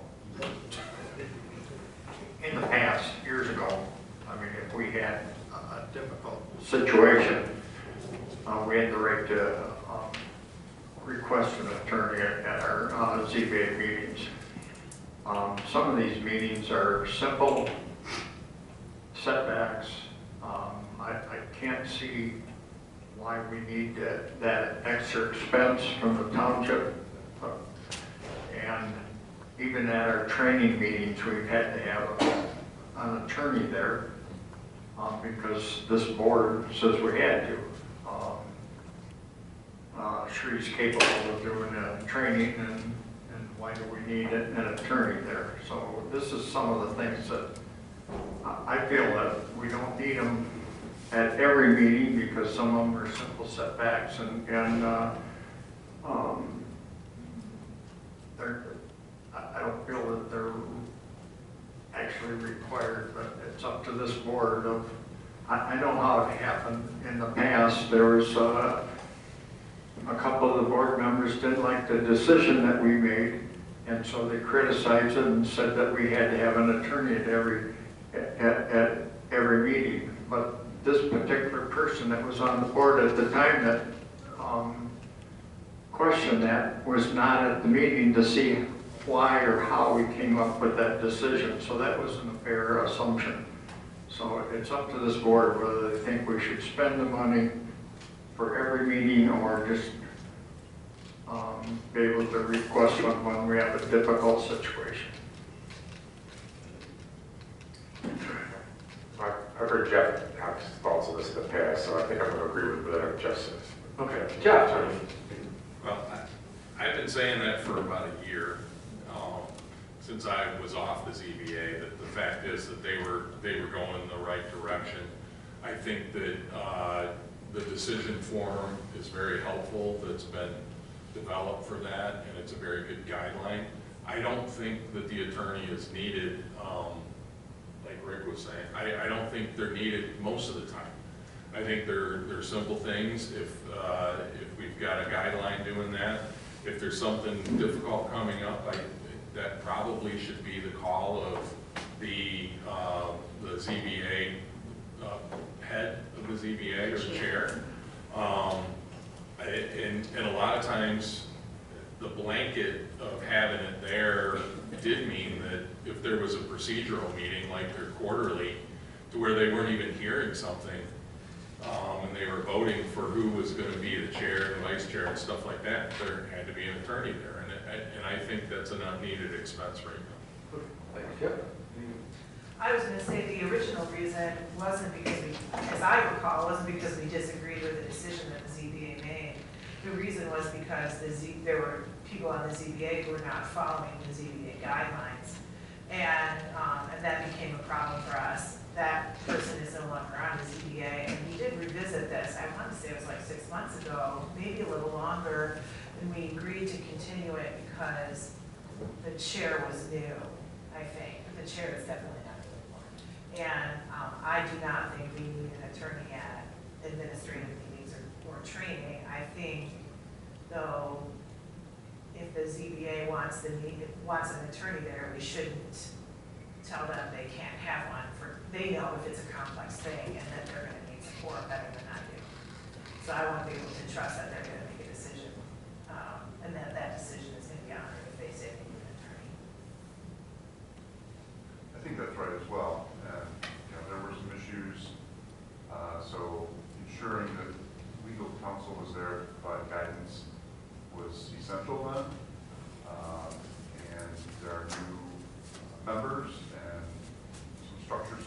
also, I think that, likewise, if there is a need and there is a request, whether the chair or perhaps even board members feel that there should be, then that could be attended by the chairman. Yeah, the only thing I'd add, I'd like to empower the ZBA. They can talk about it at their meetings if they think they need an attorney at an upcoming meeting. They can channel all that to Gene. Okay. All right. I guess. Yes. I've never once heard the current chair ever raise this topic, not once. So I guess I don't understand why it's being driven and the chair hasn't asked us. You mean, why are we asking to not have the attorney at the ZBA meetings now? Yeah, why hasn't, if there's a real need for this change, why hasn't the chair of the ZBA made that request? I don't know. I think we're looking at our legal fees differently, and this has come up several times, I think, Yeah, that's over the last year. This isn't new to us. My sense is Gene thinks that we've imposed it on him that he has to have an attorney every meeting, and he's just going about his business with the attorney there. My take on the entire discussion is to keep an eye. You know, why spend lawyer fees on training and some of these other topics we talked about? I agree with, but I think it is important there. You have a good case at ZBA. You know, the next step after that is to go to the court system. So having an attorney there, I think, makes sense. I think sometimes you don't know it's a big case that might go to litigation until after you're in the room. Yeah, but certainly if there's no case and it's just training, John, right? There could be some discretion. I would support not having an attorney there during training. Or administrative meetings where they're not discussing any case, right? Well, in my view of the world, administrative meetings should be part of a regular meeting. When you have an applicant come, you take care of the applicant, and then you go to the second part of the meeting where you do the administrative stuff. You don't have separate meetings for administrative stuff. I think that they do have separate meetings for They have. administrative stuff because the ZBA doesn't have a consistent schedule. Sometimes they don't meet because they don't have any case to review, so they still have to get their business done, so they meet in order to accomplish that. At least the first one out of the year for the election of officers. Okay. So I guess right now. I can make the motion. Oh, yeah, any I would move that we not require attorney presence at administrative meetings of the ZBA, and that we only require attorney presence at ZBA meetings when items are presented for the deliberation, not for administrative meetings. And the chair will determine the need. Where's this motion at, then? Is that? It's not, it's. She just wrote it. Yeah, we didn't. Oh. So let's just ask for a motion for some. Fair enough. Sounded like, hold on. All right. Can we add training to that too, just to be sure that it's not. Well, they need to follow the policy that we passed last month. Yeah, except for that, I don't want to hold that up. That's what I'm saying. If they're saying they need an attorney, I'm going to trust it. Well, that's why I added in the chair requests. Yeah. We'll comply then with the new policy. So she's moving hard. Second. Discussion about, further discussion. I think it leaves it open for the chair if and obviously it's a good point, John. He hasn't brought it up and hasn't said anything about it, but this isn't 100% taking it away from him either. If he's still not comfortable, then he can have it. So I do think that, so I totally agree with Jeff. Our policy is if they need it, come ask. But for the ZBA, honestly, the answer is probably always going to be yes. Right there. You know, they know what they need. So, Can the motion be read again? And this is with Shelley's modification. I would move that we not require an attorney's presence at administrative or training ZBA meetings, that we would only require attorney's presence at ZBA meetings when items are presented for deliberation, not for administrative purposes. And the chair will determine the need.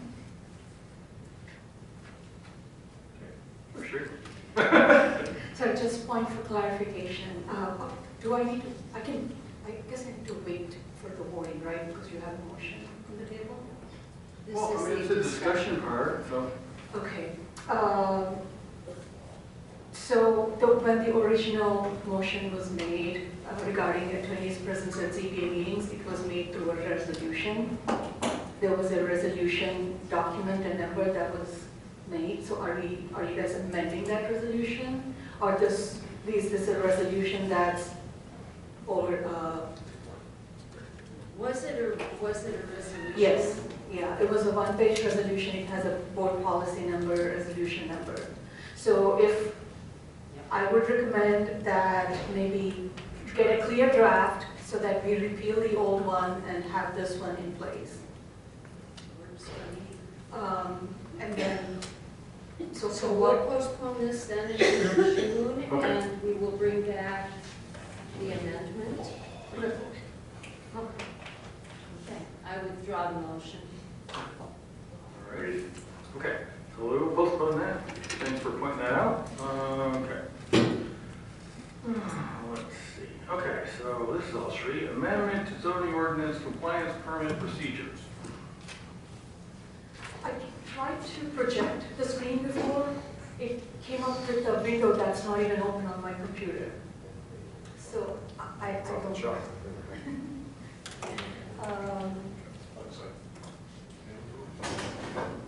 Okay. So this was, I have the memo and the draft in your packets. The memo includes a table as what sections have changed, what the change was happened. This is not introducing any new standards. This is just simply clarifying the processes that we have been applying for the past 2 years and have worked out, so that we were just formalizing that process through the amendment. The only couple of minor changes were now the exemption form is more formalized. That has been worked out great between the township and the Washtenaw County to make sure that nothing slips through the cracks. If somebody wants to, for example, somebody wants to put a detached shed that is less than 200 square feet, they technically don't need a permit. They don't have to pay the permit fee, but they still have to apply for an exemption form, no fee at the moment, where I can verify that it meets with the standard compliance setbacks and then issue the exemption. Or if somebody's remodeling their basement, we use an exemption form to just make sure it complies with any requirements, and then we send it to them. So that's just a new procedural requirement that was added with this amendment. So with that, I'm on standby if you have any questions. It almost looks like my computer. I don't think I did. No, sorry. No, it's not. Okay. Is that you? Well, no, I have Word up, but that's not my screensaver. I don't know. Can you check the casting one more time? Maybe I can try. I think you need to press the casting thing.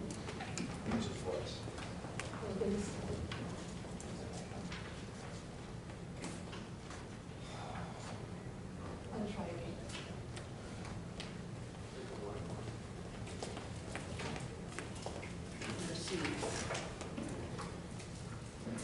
No, it's not me then. Second person to say that to me. Elena was the first.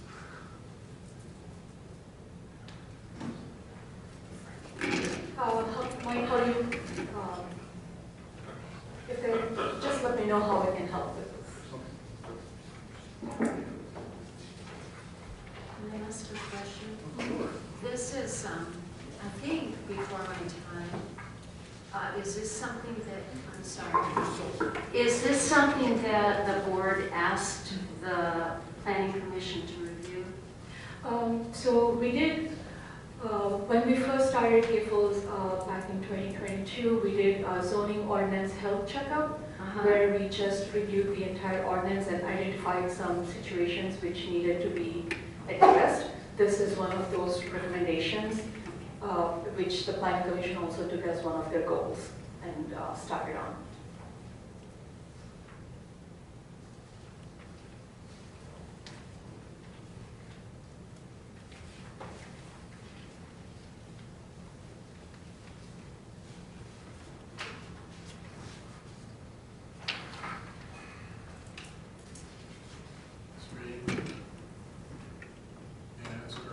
Of course.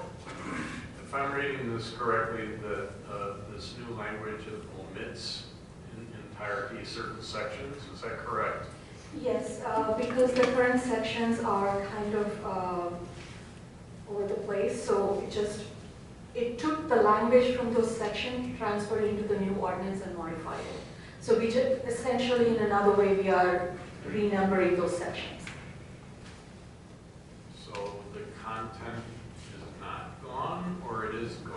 It's not gone, it's just been refined. Like the current section talks about application procedure and then has certain requirements what included in the application. We still have the same thing in the new ordinance, we just clarified what those application submittal requirements are.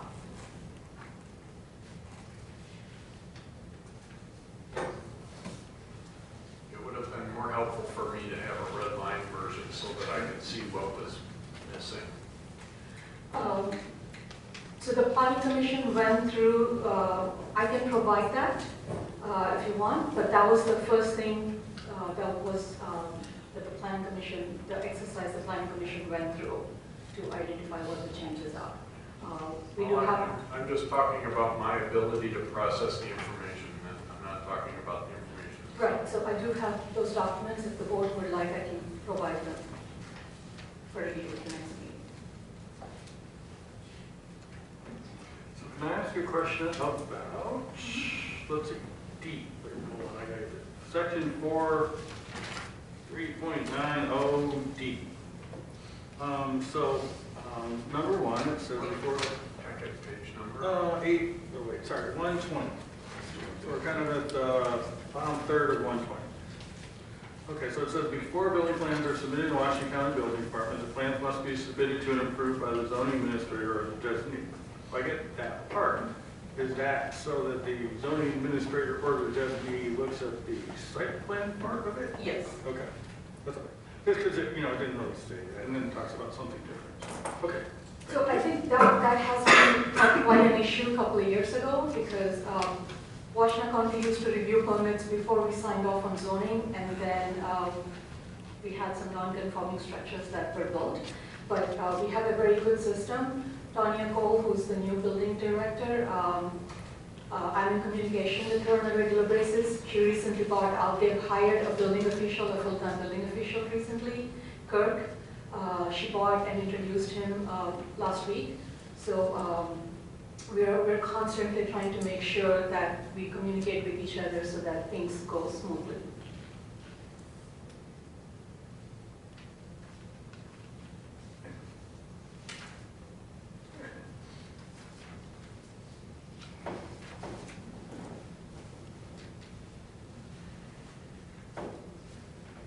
The other change that happened was the inspections, staking inspection, foundation inspection, and final inspection were the ones that required in the current ordinance. Foundation doesn't contribute a lot, it just adds another layer and extends the process. So we removed that. And staking inspection, we only included it when needed. So if you have a 20-acre parcel and they're building a small shed, the setback required is 30 feet, and they have 100 feet of setback or 60, 70 feet of setback. Staking inspection is not necessarily required, so it keeps the process moving. Where is the line though? Right now, if it's between 10 feet, there's a margin of error. So if it's beyond 10 or 15 feet, then I'm saying no. But if the setback is 30 feet and they're proposing within 40 feet, they do require a staking inspection because the map Washington property lines and the building footprints, they have a margin of error of about 10 feet. And people usually use those maps to create their applications.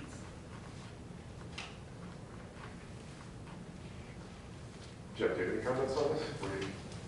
You've been at all the meetings this time? Yeah, I mean, it's just cleaning it up, and we had looked at simplifying it, like Sri was saying. We had talked about certain stuff like foundation. The building department already does foundation inspection. There's no point in us doing it.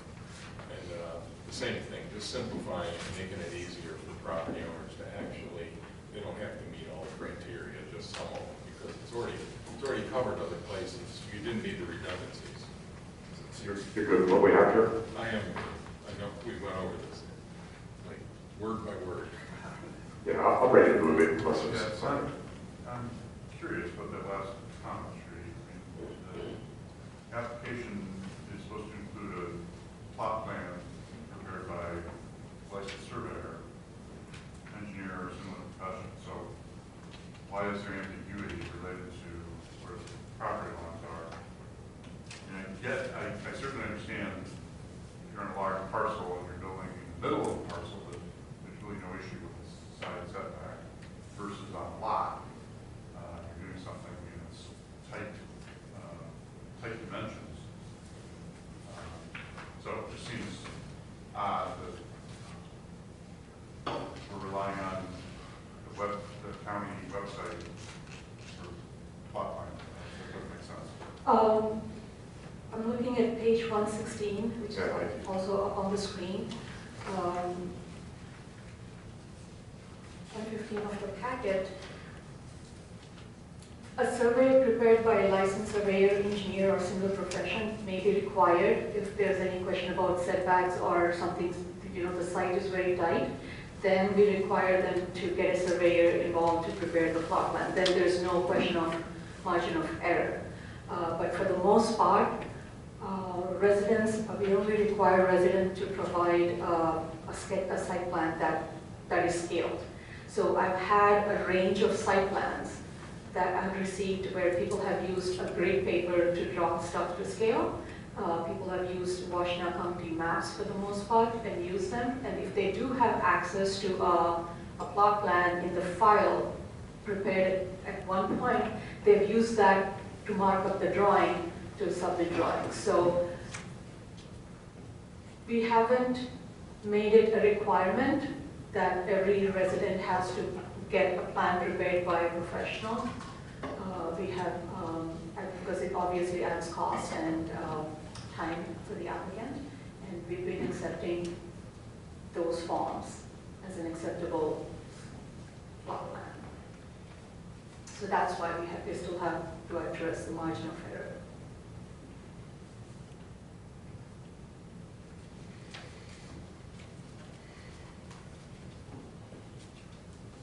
I remember the day that the contractor came out to scratch the dirt to build my house. And he showed up, he was a subcontractor, and I was there as the owner. The general contractor did not show up. And the subcontractor asked me where I wanted my house. He would have put it anywhere. I think we have to go out and look at where people are putting things, regardless of how close it is to the edge. Because what happens on the ground at the site on the day construction starts, you don't know.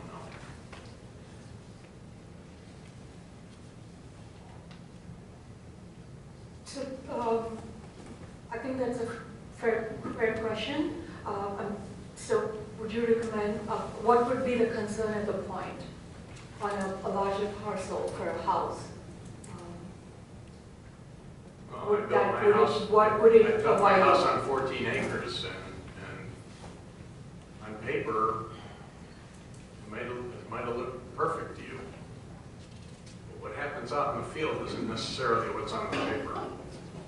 That is true in terms of grades, but we don't review grading or,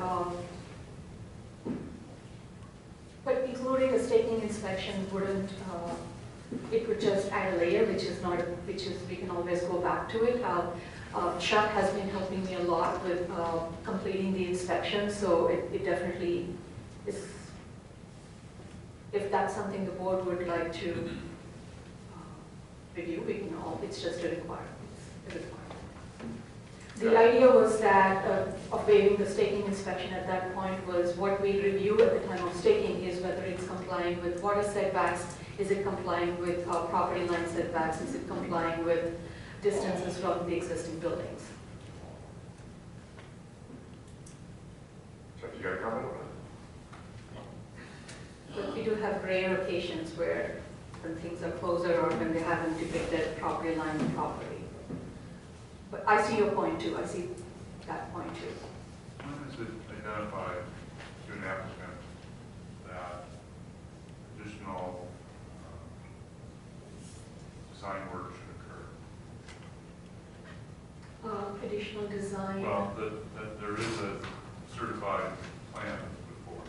Oh, as soon as we review the first round of review, we look at it, and then that's when, before issuing the permit, we would respond to the applicant saying, okay, I need more information to verify compliance. So, to John's point, it wouldn't get to a state that the excavator shows up and there's a request for additional staking because there's ambiguity of where this is relative to the property line and setbacks? Right, so the idea about that was that even if on larger lots, even if the house is placed in a different location than what it was shown on the plan, because of the amount of space available for buildable area, it would still be in compliance. And we do a final inspection and then update the drawing to identify where the house was actually built. But Yeah, so you would catch it at that point. So if it was built too close to the property line, and there's a non-conformance issue. right. So I see the concern.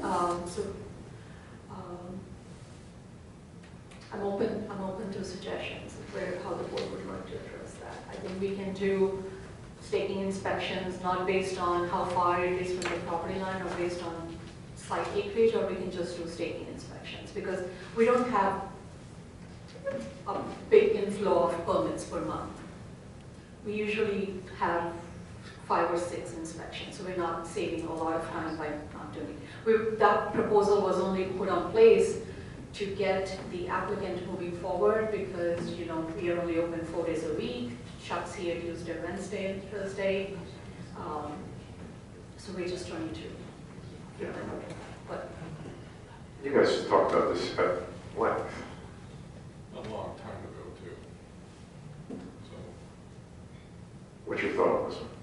Well, I mean, one of those things, if somebody's going to build a house, it should be staked where the house is going to go. It doesn't have to be a registered surveyor staking it. I mean, there's differences of, and based on if you have lot lines and all that, yeah, probably.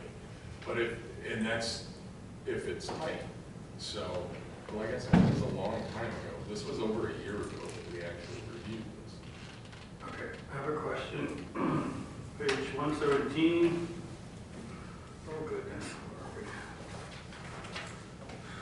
We'll just go with H on page 117. I don't know where the other ones are. Can you explain the last part of the last sentence?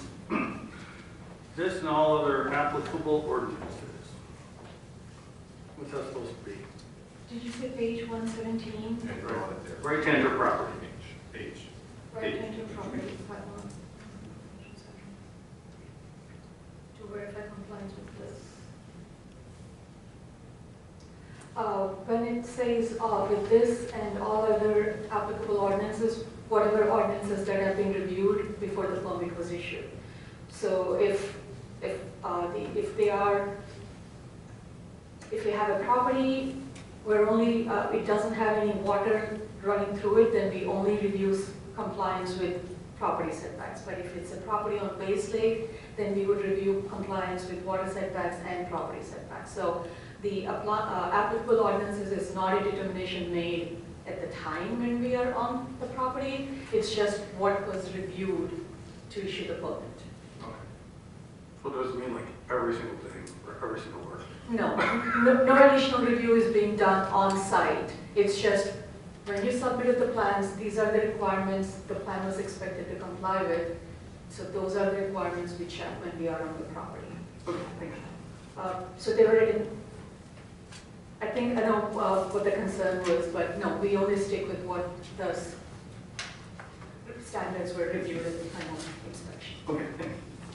And wouldn't that also apply to the plot plan? So if you're concerned about a setback from water, that should be shown in the plot plan. Yes, yes. So if there are water, then we would, I work with applicants. If there's a water line, what I've been consistently doing is I'm asking the applicants to schedule a pre-application meeting with MD Eagle, Jim Bales, who is the township representative. He meets people on site, and then he identifies where the ordinary high water mark is, and then the applicant shows that on a survey. So when there is a water, when we are dealing with an ordinary high water mark, I do require that it be surveyed and shown.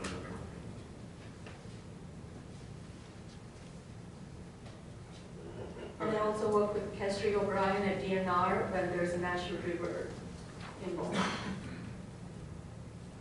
Thanks.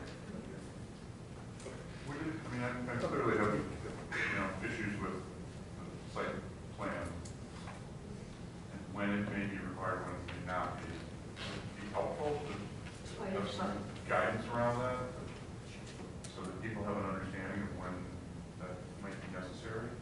I think that's a good point, yes. It just seems very ambiguous. You don't need one, or you do need one, and I'm sure there's a vast difference in the quality of a sketch that someone provides based on their ability to make a measurement and put that on a piece of paper.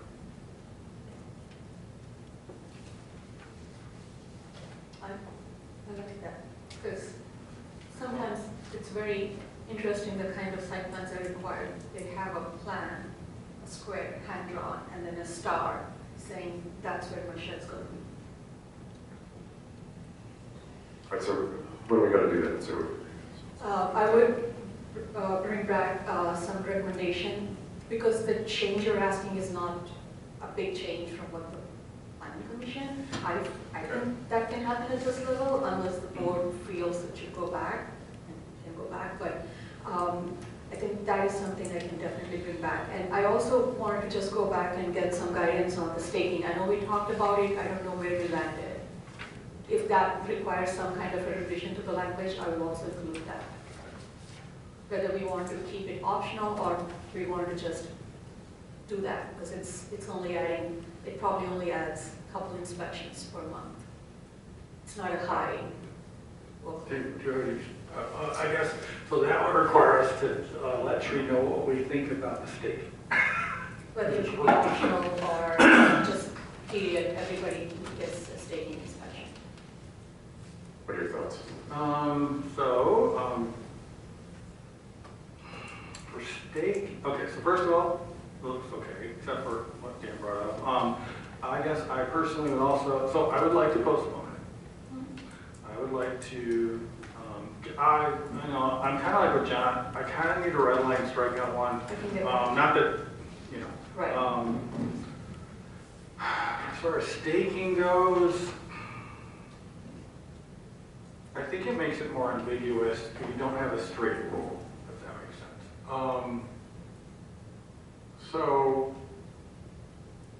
And I do understand John's point. So I would personally think it shouldn't be optional, only because, but that's just me personally, right? So whatever we collectively decide to have Tree help with is fine too, though. My only comment is I'd like to see this board get this sorted out and move it forward. I don't want to send it, my preference is not to send it back to the planning commission. Oh, yeah, no, I think Because we it is need down. to. Okay. Yeah. So if we can, put it on next meeting? Yes, we certainly can. Okay. We'll see a red line version? Yes. So I only have 3 comments so far. I'll provide a red line version. We're going to address, have some guidelines as when a site plan might be required. and then revise the language to make staking required. Are there any other comments while we're ready to bring back to the next meeting? Yeah, good. All right, sounds good. Thanks, Sheree. All right. Okay, next one. Bills to pay. It was asked a while back I'm sorry. It was asked a while back that we alert you to the fact that larger bills are going to be coming down to be looked at. One of them, and this right here is something we probably need a little guidance on. We've received a bill for the annual service support fee for BSNA's payroll. It's not due until the 31st of this month. I would honestly advocate that this time around, we go ahead and continue the service support fee. This is just my opinion, while we make sure that BSNA is the way we want to go. We do have a large bill coming down for the auditors, Pfeffer, Hannaford, and Polka. And that would be, it looks like, is it $9,800 this year and goes up next year, John? Yes. Okay. It's been $9,800 every year forever. Okay. We do have coming down, we passed support for the Dexter Area Historical Society, which is separate from our historical society. And that is only $250, so that's not really a large one. Tony, this is from 2025. It's going to be about the same, that's my understanding. Or are they requesting more? What do you, have you heard something different? I don't know anything different. No. We're just alerting you. We're not asking for permission to pay. We're just alerting you, okay?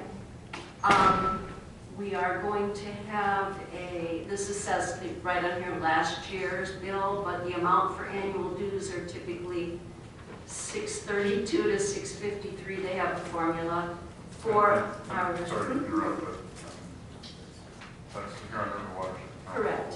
We've got a note within the description saying the 26 rate will be $977. For budgeting purposes, oh, okay. So this is just informational, it's fine, but It is informational, and I'm not sure yes, they are increasing the rates. Kay is not here to talk to that, but apparently We'll be doing 977. one of the bigger ones that are coming down is our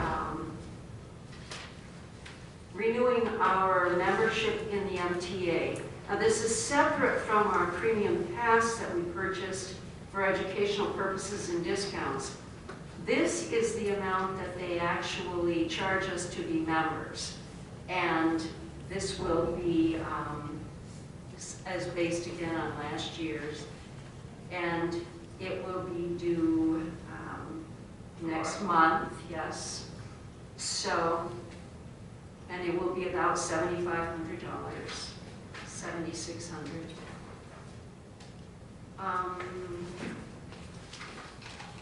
And then we get to the actual bills that we have to pay for the renovation and so on. But this is just informational, okay? Because it was asked that we let you know what's coming down the tubes. Okay, for this one, no, we don't need a motion. I have. It's under action. This one right here, you can certainly make a motion to pay this. This is $1,119. It will show up in the next go-round.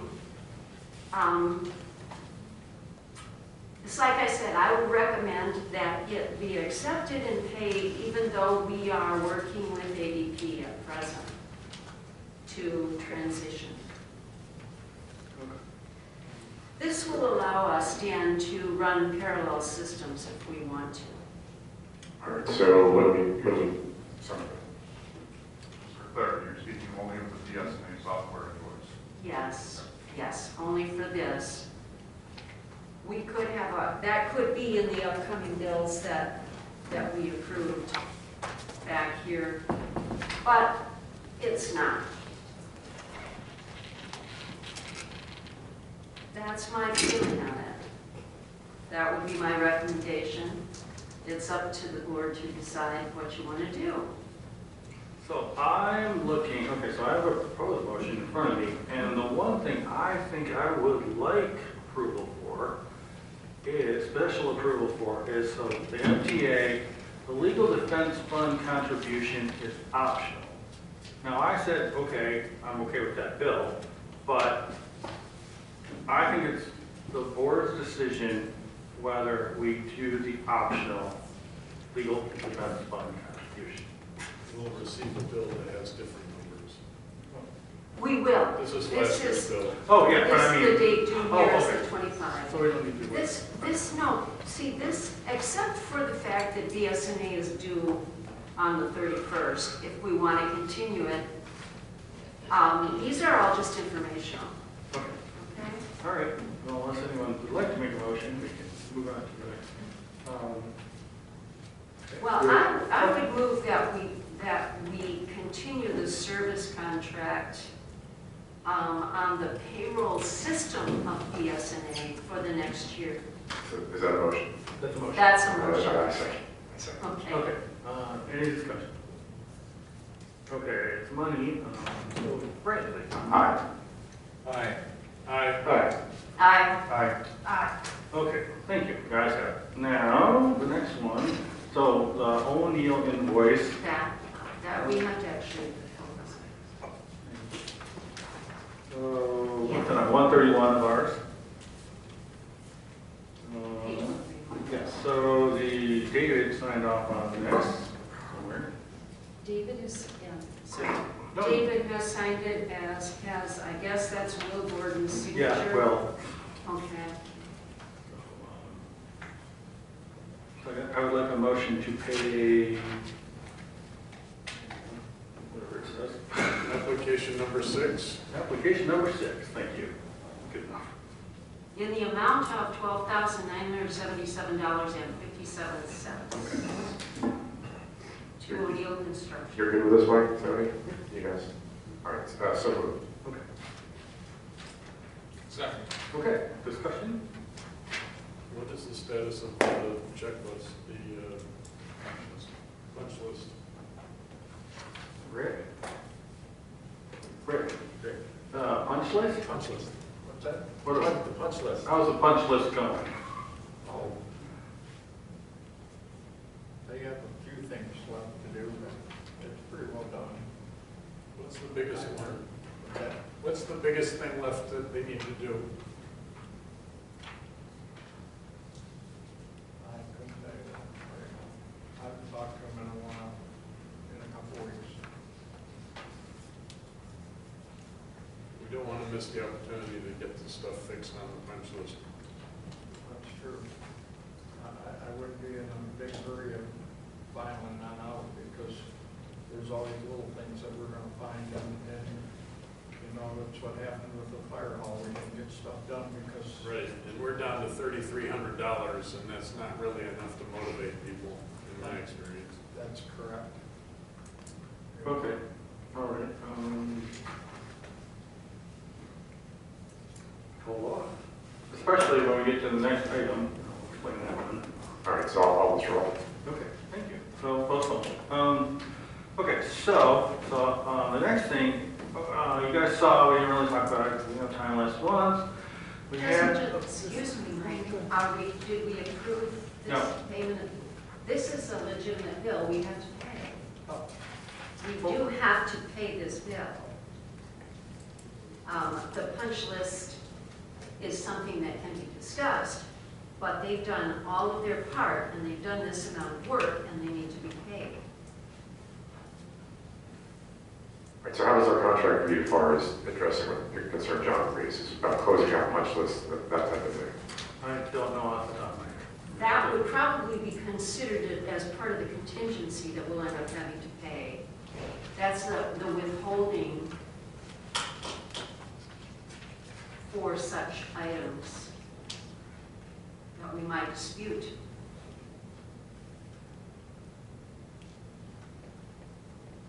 See down here on line 9, it says balance to finish plus retainage. And I am not quite sure on here, honestly, where the retainage is, but it's typically 10% of the entire contract. I have the punch list pulled up in my email. You have the punch list pulled up? Yes, most recent one. Thanks, Elena. All right. All right. So, oh, John, one list. John, here's the punch list. Okay. What do we have open? It looks like The retainage is that 3298. right. Yeah, that's the total that's going to work. Painting exterior doors and frames, painting exterior The way it works is we've been paying off retainage on each line item as we pay off those line items. You don't hold the whole retainage until the end. Yeah, so this invoice is for Well, window treatments, anything in general conditions. General conditions being $9,000, 91%.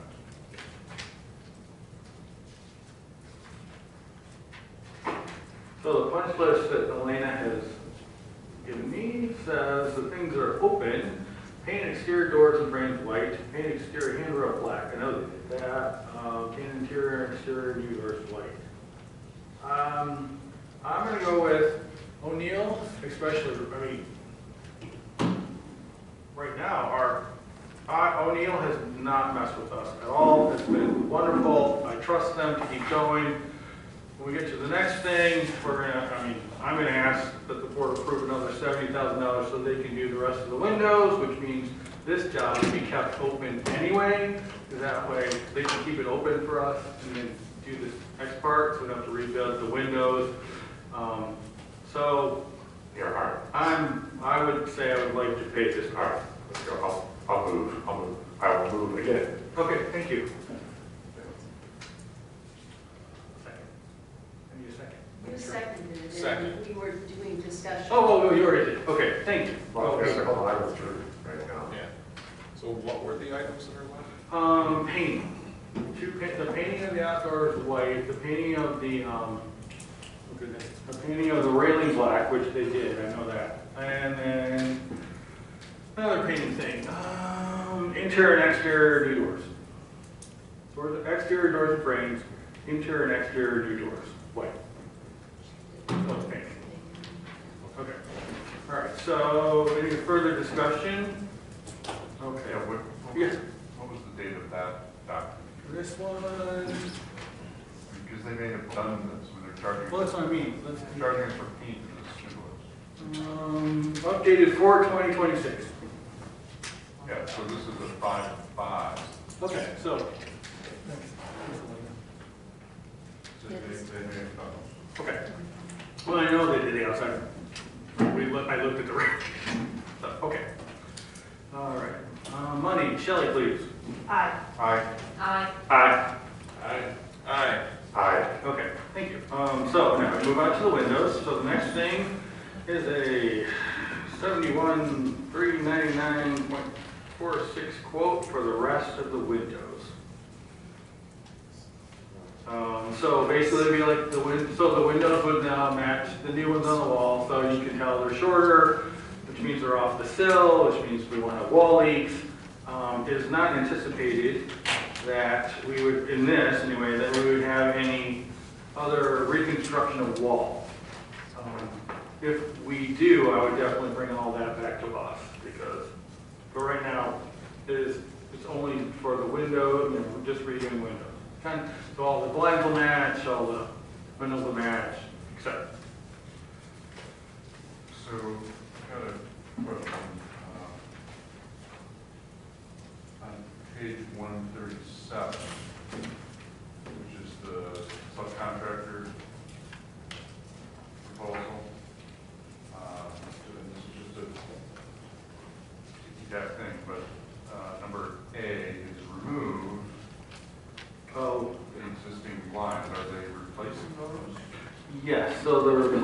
blinds, so, you know, so you can look, so we have the wood ones, they're old, so taking those out, and then, giving us these new, I don't know what you call them, but those other kind of blinds.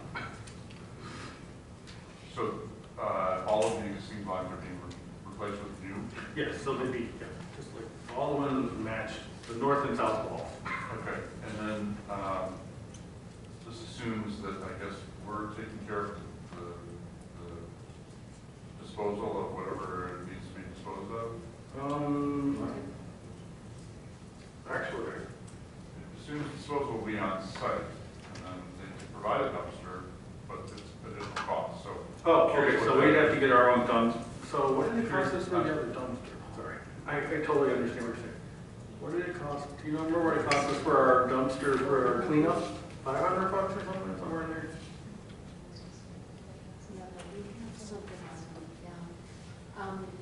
I think if you say 500, you'll be in the ballpark. Okay. No, I asked for $500 for that.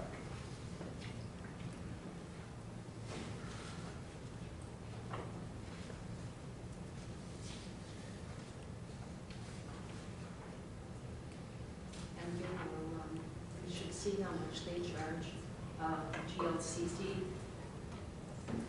because they're saying they could provide the dump hauling in, the dump trailer, the hauling in the dump on a cost-plus basis. Well, if they do it for less than 500. Yeah. Yes, sir. Yeah, so I figured we will take the cheaper way out for the dumpster. Okay, I'm just pointing out that was missing. No, that's great, thank you.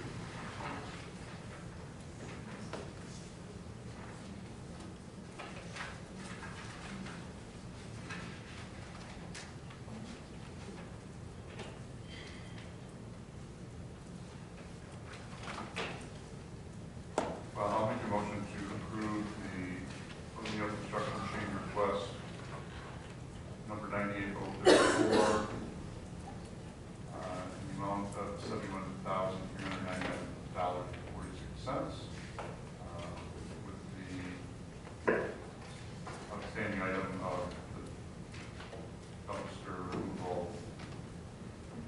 DVD, not to exceed 500.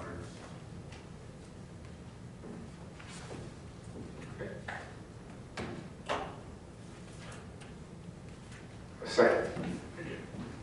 Discussion. Any more discussion? Okay. Funny, Brent. Aye. Aye. No. Aye. Aye. Aye. Aye. Thank you. Oh, yes. All right. Okay, so now we have more O'Neill quotes. Ah.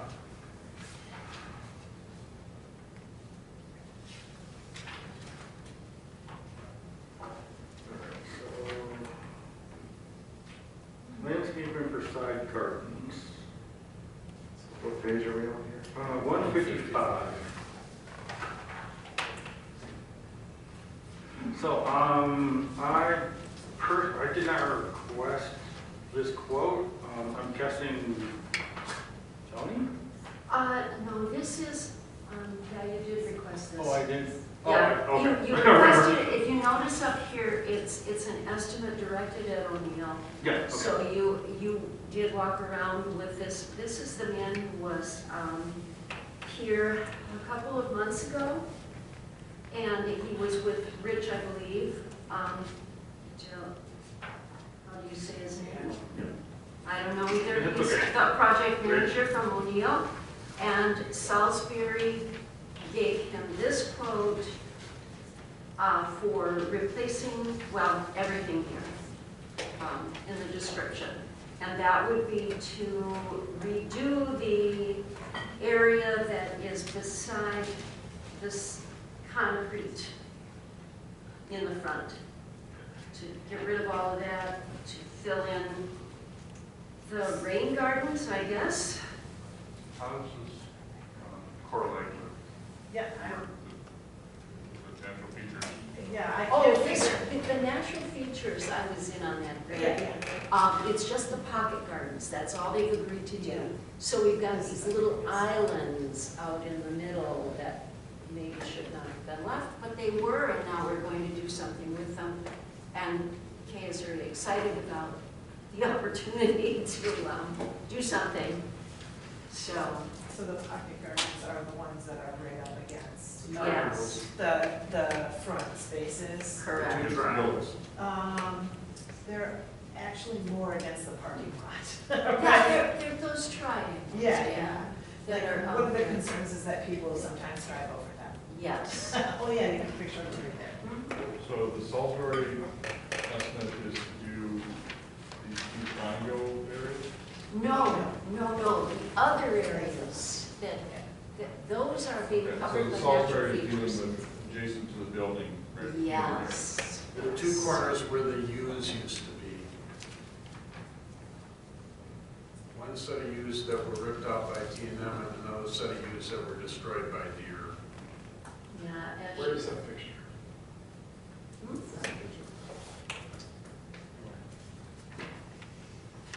And then plus they're That picture is part of the natural features. going to do other things. 160.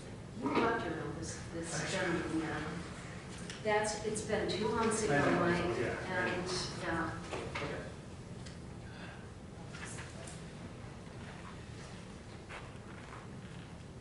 Does this seem expensive? Should we get another estimate? It feels like this is It seems like $16,000 for 26 plants. 6,000. $6,000 for 26 plants.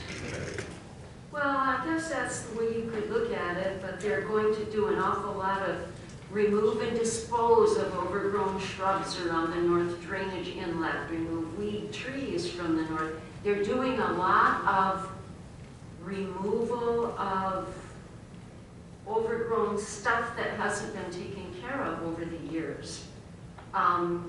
And they're cleaning up around that drainage inlet where the deer have destroyed the yew bushes this last year. They're removing boulders. I mean, if you look at everything they're doing, it's more than just providing plants. Yeah, the plants are only $500. Well, there's big drains there. And they specifically talk here, I was not with this gentleman, so I'm just looking at this estimate. No, they're putting it. They're talking about restoring the grade at the south end of the planting bed. There's 2 crabapple trees going in also. Yeah.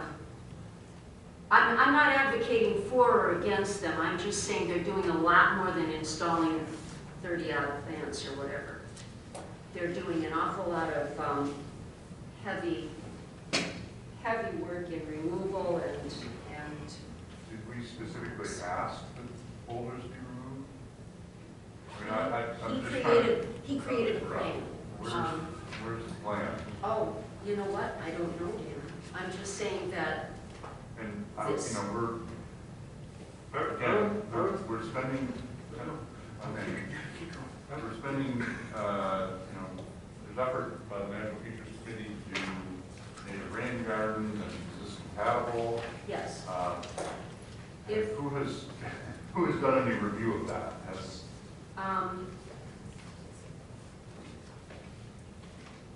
So I just think we should have a comprehensive plan for what we're doing. So what you would like to see is the plan for the. I'd like to know that there's communication between whatever that plan is and whatever the plan for the rain gardens are and how they correlate. Well, wasn't Kay with you when you walked around that day? I don't remember, because I remember. There have been a couple of different walkarounds. Unfortunately, I wasn't with any of them. And one was this fellow who came through at O'Neill Construction's request, and he went through and looked at it and came up with a plan and sent this estimate for work to do. Now there was, and I don't remember if Kay and the rain garden specialist was in on that or not, but I thought they were, that everyone was walking around together and discussing this. but I could be wrong. Like I said, I wasn't in on any of it. Okay, so I would like to postpone this one and the next one for the ADA parking spots. I would like to get with some people from the Nature Features. Like, okay, so the only thing I understand for the next one even is like, okay, where the handicap parking spot changes were, a long time ago we talked with Dave Daly, handicap spots. That I understand. I can dig a little, I don't understand this and what it's about, if you're curious. Oh yeah, I mean, I'm good with whatever. Yeah, so when we do those little, we're looking at this picture now. Oh wait, sorry, Kelly, I totally get. Can we postpone the one before that? Oh, I thought you were asking to postpone this, and I was. I will too, but I just want to have time because they're separate. Yeah. So can we, I would like to postpone the Salisbury Landscape Group estimate until my Natural Features Committee and I talk about it. I would like to figure out what, And coordinate. until we get the plan. Yeah, until we get. We actually get the plan that he's going to, Okay. that they're talking I would about. like to do that. So can we have an over-under rule on when these split rail fences are going to get run down by cars? Because it's going to be measured in months. This is why we If not wanted the weeks. changes to this, because it creates a space, it opens up more handicap spaces in the parking lot, because these are not currently. And it prevents regular, or at least hopefully prevents regular parkers from putting their gigantic trucks Yeah. in those little bitty spaces. Okay. It creates a Wait. space. For the boulder. All right. First, postpone the first thing. Can I do that? Okay. Now we can go. Yeah. Okay. Now, Shelley, please. Like we've already started talking about the next one, but Shelley, Yeah. whatever else you want to tell me. Yeah, so this is a recommendation by the Natural Features Committee in order to preserve those two pocket gardens because they do get run over already. So the idea is that we can create ADA spaces, because there was a concern we didn't have enough of them to begin with. They would all become spaces in the front, and this would create sort of a non-parking area right by pocket gardens that would be blocked off, leaving somebody with, for space to get in and out of their car. That was the proposal. Yeah, that makes sense to me. I'm not excited to see O'Neill's general conditions fee on here of $5,000 on a $2,500 project. So this is page 157. 157, right?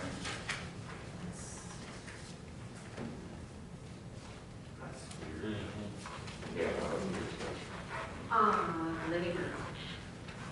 He's just saying that's how much they're going to charge. If you look at the way that the bid is broken down, he's talking about subcontracting with the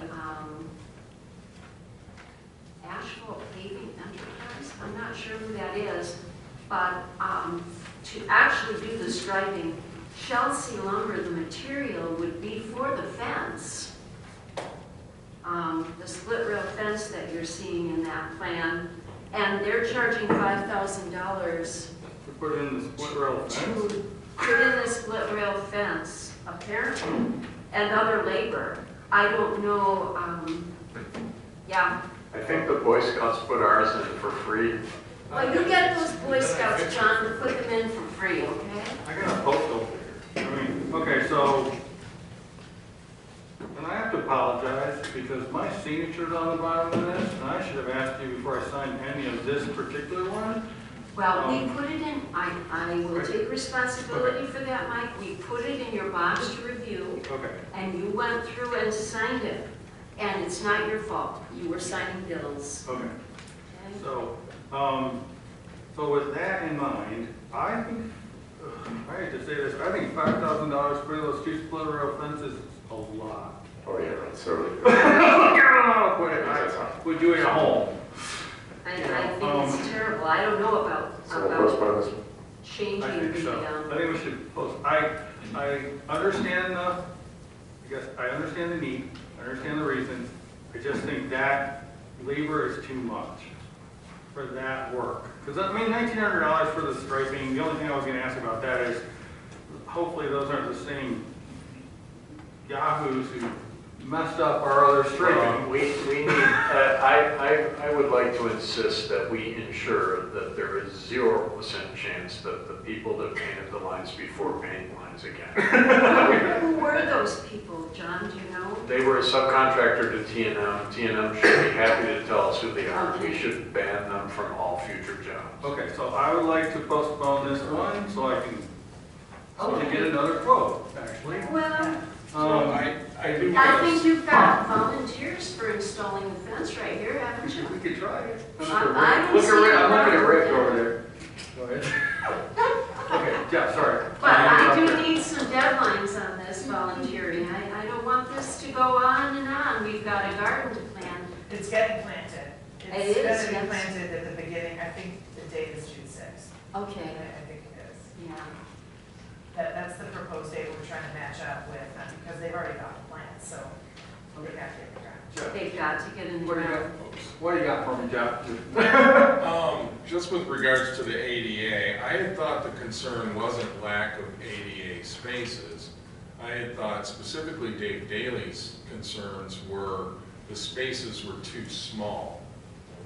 And therefore, that being said, the two possibly, or the four there, I had thought it was good to turn them into just two. Because he was talking about larger vans delivering people. And if somebody had to come and they were wheelchair bound, that they could have, yeah, they needed more space. And I had thought originally that's what his concern was, not more spaces, but bigger ones, and possibly us doing a couple bigger ones. What, Elena just reminded me that we had an ADA inspection for our elections last fall. Okay. And he felt that what we had out front, the width, was just fine. They were actually wider than required. The inspector? Inspector from the elections, Bureau of Elections, yes, I've got his name on my bulletin board. He wrote us an evaluation of our equipment and our parking lot and our doors, and his damming our doors is part of the reason we got what we did. I don't disagree with that. And when we originally had our striping done, those met legal criteria. It wasn't about that. It was about a bigger transportation vehicle coming in and being able to do it. The argument was that there's not big spaces. Like a wave bus or something? Like a wave, I don't know. I know Dave has experience with that, and he was the one that was arguing it. And I'm just saying that, to me, that was the original discussion with regards to it. It wasn't, and legally those spaces were correct as far as width and length and all that other stuff. But he was arguing for bigger spaces for several bigger vehicles. That was it. That's my recollection. I think that I haven't seen the other spots that were painted. I can't remember. I know I saw them, but I can't remember.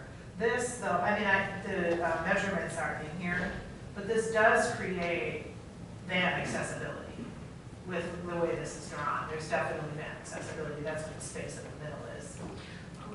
I have one comment. So the ADA requirements are 5-foot apron for regular car and 8-foot apron for a van accessible. They're showing 3 feet wide apron. That doesn't meet an ADA requirement for apron. Oh, you're talking about right here? Yeah. This is an apron. Okay, that's not for handicap space? No, this is designed to keep cars not parked near. That space cannot be marked as handicap because it doesn't have Doesn't an have an apron. apron. Yeah, so we're not getting 4 handicap spaces, we're only getting 2. Okay, that makes sense. Oh, yeah, so this isn't right, because it's an add to. We have 2. Yes. All right. Well, we need to get the fences put in. Yes, I think we have at least 2 volunteers for the fences.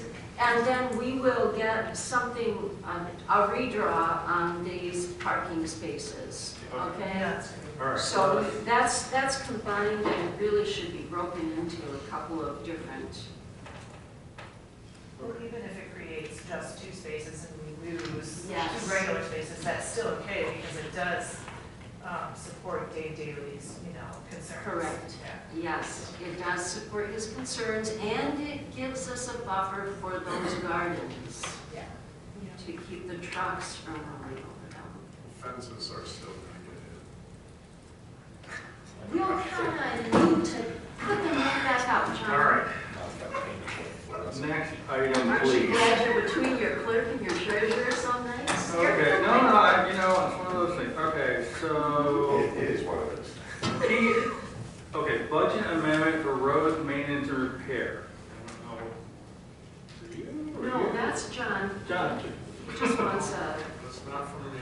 Oh, Dan, sorry, Frank, sorry. Well, best as I can tell is that we went through all the math money available, and I went through with John at length. So our numbers should get to the 512 that's going to be here in total. And that's all the math that we use to eventually get to the contract with the road commission. Now, why we didn't catch that during the budgeting process, I don't know. But because right now, at the start of all this, we have $491,000 we're going to collect from the village. We're estimating $5,000 of interest, and then there was roughly $23,000 left from last year. We subtracted $7,000 off, which the report shows here, to give us an additional 16. So if you add up 491, 5, and 16, you get the 512.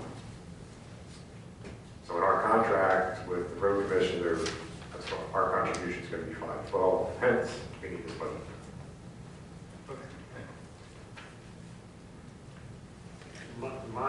My issue here is that what we're talking about doing is budgeting to zero with no safety factor whatsoever. And I don't think that's financially responsible. Well, we talked about this. You were low on interest, John. We also talked about this at length. I reached out to you several times. I shared data with you. I didn't agree with you. I asked you the question, you were non-responsive. We could have talked about this 6 weeks ago. I moved this budget. I think that budgeting to zero. No, it's not zero. Okay, thanks, both of you. Dean. And historically, the road commission has come in under what they estimate for. So, I mean, we have to keep that in mind, that very likely there's some will be less than what they're proposing. Now, obviously, we have to account for what the proposal is, but every year they come in, what is it, 15, 20% less than what they project. So I guess I'm just wondering, is it necessary at this moment to address that through this? Oh, kind of wait, you mean wait until we see what's going on more? Yeah. As they do. Okay, good. Okay, thank you. If I may. Yeah, sorry. The language in this agreement has been changed. It's different from every previous agreement. And it says that we will spend all of the money that is in the agreement by going as far down Gregory Road as we possibly can. So the agreement has been changed by design to spend every penny. Of taxpayer dollars. On that one project. To reach the total for the whole agreement. But it's just specifically within that one project, the Gregory Road. Yeah, well, we structured it so we said, wherever you have extra, keep going on Gregory to this budget limit. We have the money in the bank. Right now, he's usually underestimated interest. I mean, he's talked about 2.2% when he's getting, and that's more than 5,000. So there should be a couple grand left. Okay, so from my education, we already discussed, okay, from my perspective, what's in that fund is in that fund. As we go along, I am fine if we spend that fund to zero. Right? We don't have to ask for any general fund money. So right now it's set up to, even if it is, spend that fund to zero, that's not a risk because it's spend that fund to zero, not spend that fund to minus $10,000. Okay, thank you. 'Cause- So, all right. Whether we need to do this now or not, I don't see the risk. Yeah, I mean, this gets to the fundamental question of, we have a millage for roads, and it generates some that it generates. And, you know, I realized there was discussion, and yes, we're trying to pre-spend, because it costs less today than it does in the future, but here we're, you know, shifting general fund money over to the roads line item, and, you know, that's more than people voted for. No, that's not the case. It's just an accounting error when we did our budget. We have, so all the money, so here's the 491,000 again comes from the millage. We're estimating, this is John's numbers, which is low, it's 5,000 there. And in the account, we have 23,000 now, of which we're taking out 7,000. So the total is 512,000 that should be in the bank. And that's what we set the contract up, that we're not going to spend a penny more on that. And we just asked them, with whatever savings they have, just go down Gregory as far as you can. Because last year was 100,000. That's a mile. So instead of losing a mile this year, just give it. So we are not adding anything from the general fund to account for the millage.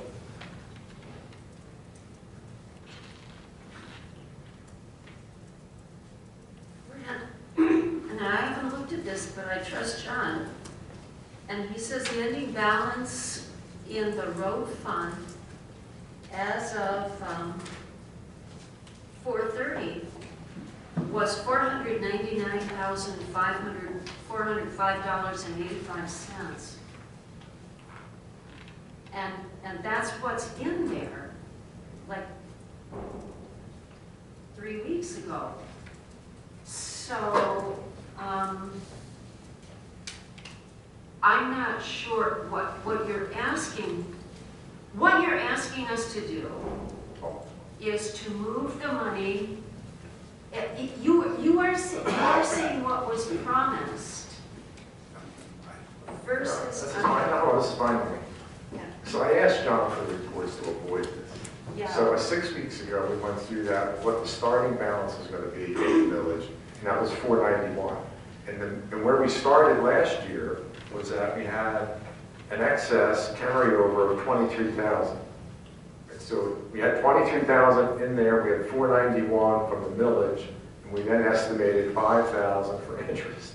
That gets you to 512. That's, the 5,000 is not shown there. Okay. He's just telling us, okay, here's the balance as of the 30th.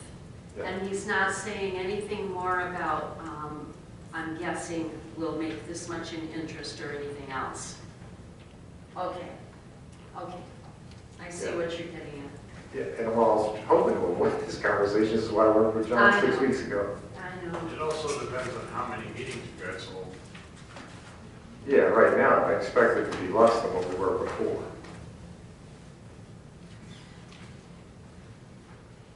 That said, to your point, Dan, the road commission is going to come back to us here in 2 or 3 months where they see exactly how far we want to go, or if we want to put more in or not. You know, so you'll have the ability, time to adjust at that point. But I am not spending any more money than what the, or I'm proposing here not to spend any more money than we got from the village. No general funds cases.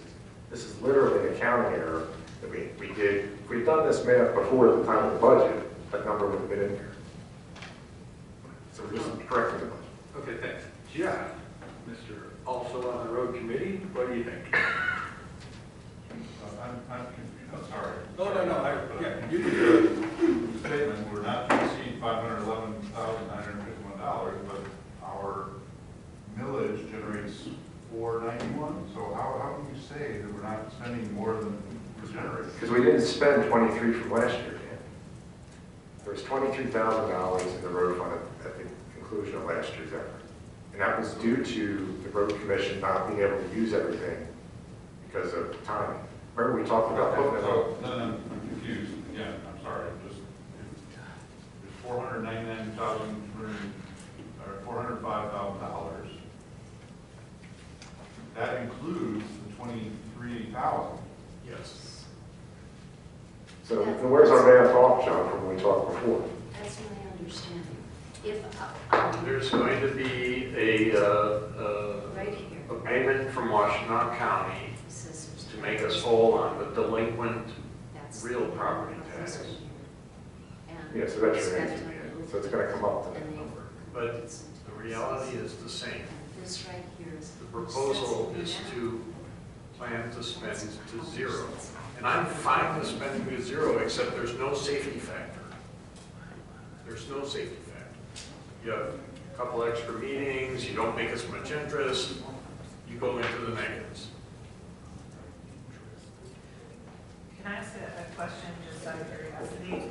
Has the road commission had any discussion with us about how the cost of their materials or otherwise might be impacted by the tariffs? Are they, if they're not, are they, is that an issue for them? As far as I know, they haven't said anything about it, but it is going to impact their transportation of limestone. The biggest thing is going to be diesel. Yeah, there's no doubt that that's going to affect it. And that being said, I don't know how much they have on hand already to do this, but I'm guessing that they're going to be paying companies to haul it out. My guess is like Toledo or over by the Ohio border. There's a lot of pits over there. The only reason why I bring it up is because initially we did the math with the idea that the more we could spend up front, the better sort of value we were getting over time. But I don't know if that's true. If it's so expensive to get the materials right now. Okay, thank you for everybody. Do we have to decide this tonight? Because I have an accountant sitting next to me who, if the three of us talk, I don't know more about what's going on, if that makes sense. Okay, I mean, I'm not saying no or disagreeing anything, I just. The last thing I know, the treasurer said we get 2.2%. So we have 500,000 in there. That's $10,000 in interest that should come up. So 5,000 is built in that big drain. But Grant, you have to understand that we're going to be spending half of that money on our first payment. Fair enough. So you can cut that in half. You get to the 5,000 number. That point's fair. I would just advocate that we put this off until we see their first bill because of the war's costs, $6 a gallon for diesel, and that's what those trucks run on, correct? Yeah. And I think that we're going to be shocked at how much it costs this year to do what we've agreed to do. And it's not your fault, it's not anybody's fault at the table. We had no idea when we were setting budget that the Iran war was going to start and the price of diesel would go up by well over $1, $2 a gallon. The contract's written so that less work just gets done on Gregory, not just. So it never has the financial impact on us. They just don't go as far. When they say this is as far as we can go with this budget. So say it costs less, they go further. If fuel goes way up, they don't go as far. Yeah, I mean, things could turn around next week with the administration we have. I'm just saying that we don't need to do this tonight. That's fine, that's fine. And we can hold it in abeyance till we get a little more information. That's all. I know what you're saying. You're saying you agreed on this and put the money in the fund. I think it'd probably be a good thing to talk to Adam about if it is impacting. Sure. Fine. We can put it back on next month then. Wonderful. Okay, so, and I'm really only saying this because I know Dan has some questions and I'm a little confused. But, you know, I just need to look at, okay. we need to look at. I'll send you the emails. I went through this in detail 6 weeks ago, so I'll send it to you. You can look at it. Perfect. Okay. Yeah. All right. Okay. Let's see. So the next one is the what they call it, PSU, contract extension for the sheriff for this year. So, well, I can tell, so we do the same, it's weird, it's like the fire department, it's us, the city of Dexter, and Webster Township, and our contracts are up. The sheriff, from what I understand, is working on kind of a new contract, but will, because they're up now, would like to extend our current contract by a year with the change of plus 4.25%. Okay. So, We don't have a choice. no, I don't think so. So, I mean, but, you know, obviously, we'll talk about it, but, okay, so I would like a motion to accept this contract extension.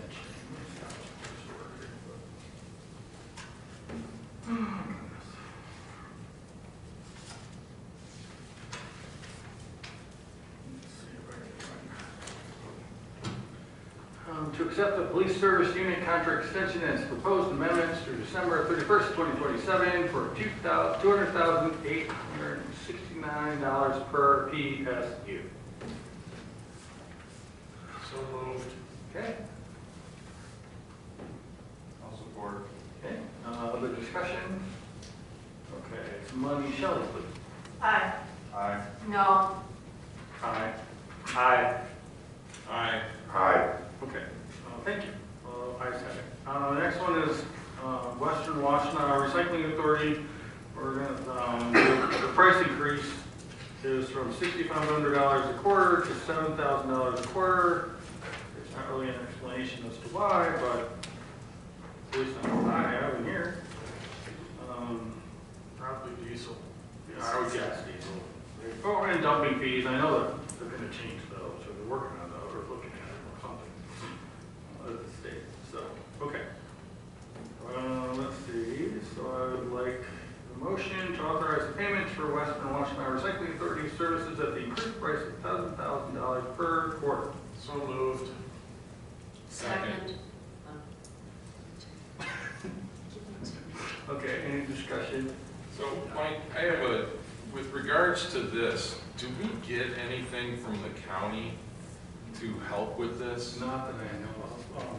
Okay, somebody says no. So the county has a county-wide special assessment district for this, and we can opt in. A couple months ago, I received the information. I talked to the person in charge of the county, whose name escapes me. I did the analysis, and if we were to join the special assessment district, it would cost our residents a lot more than the $6,500 per quarter. I didn't do the analysis based on $7,000 a quarter, but I think it's still probably better to do it this way. What I was thinking of is the county, and specifically solid waste, gets money from the landfill. There's an agreement with them and they get money, and that's why the solid waste program is in existence for the county. And I don't know if they disperse any of that out, possibly for townships. I have no idea, but I think that if you spoke with Dexter, because they're part of this, if you look down the side of who is the authority, it's the city of Chelsea, Dexter Township, Lima Township, Linden, and Manchester Townships. So if you speak with Dexter and see how that works out for them. Well, I don't know if they've talked to them. There's something that, it's the Department of Solid Waste used to be in environmental health, and now it's run by the Drain Commissioner's office or Water Resources. And they're the ones, like they do the collection days, you know, they have like 4 different collection days for solids and stuff like that. Yeah. That is the purpose of the dispersal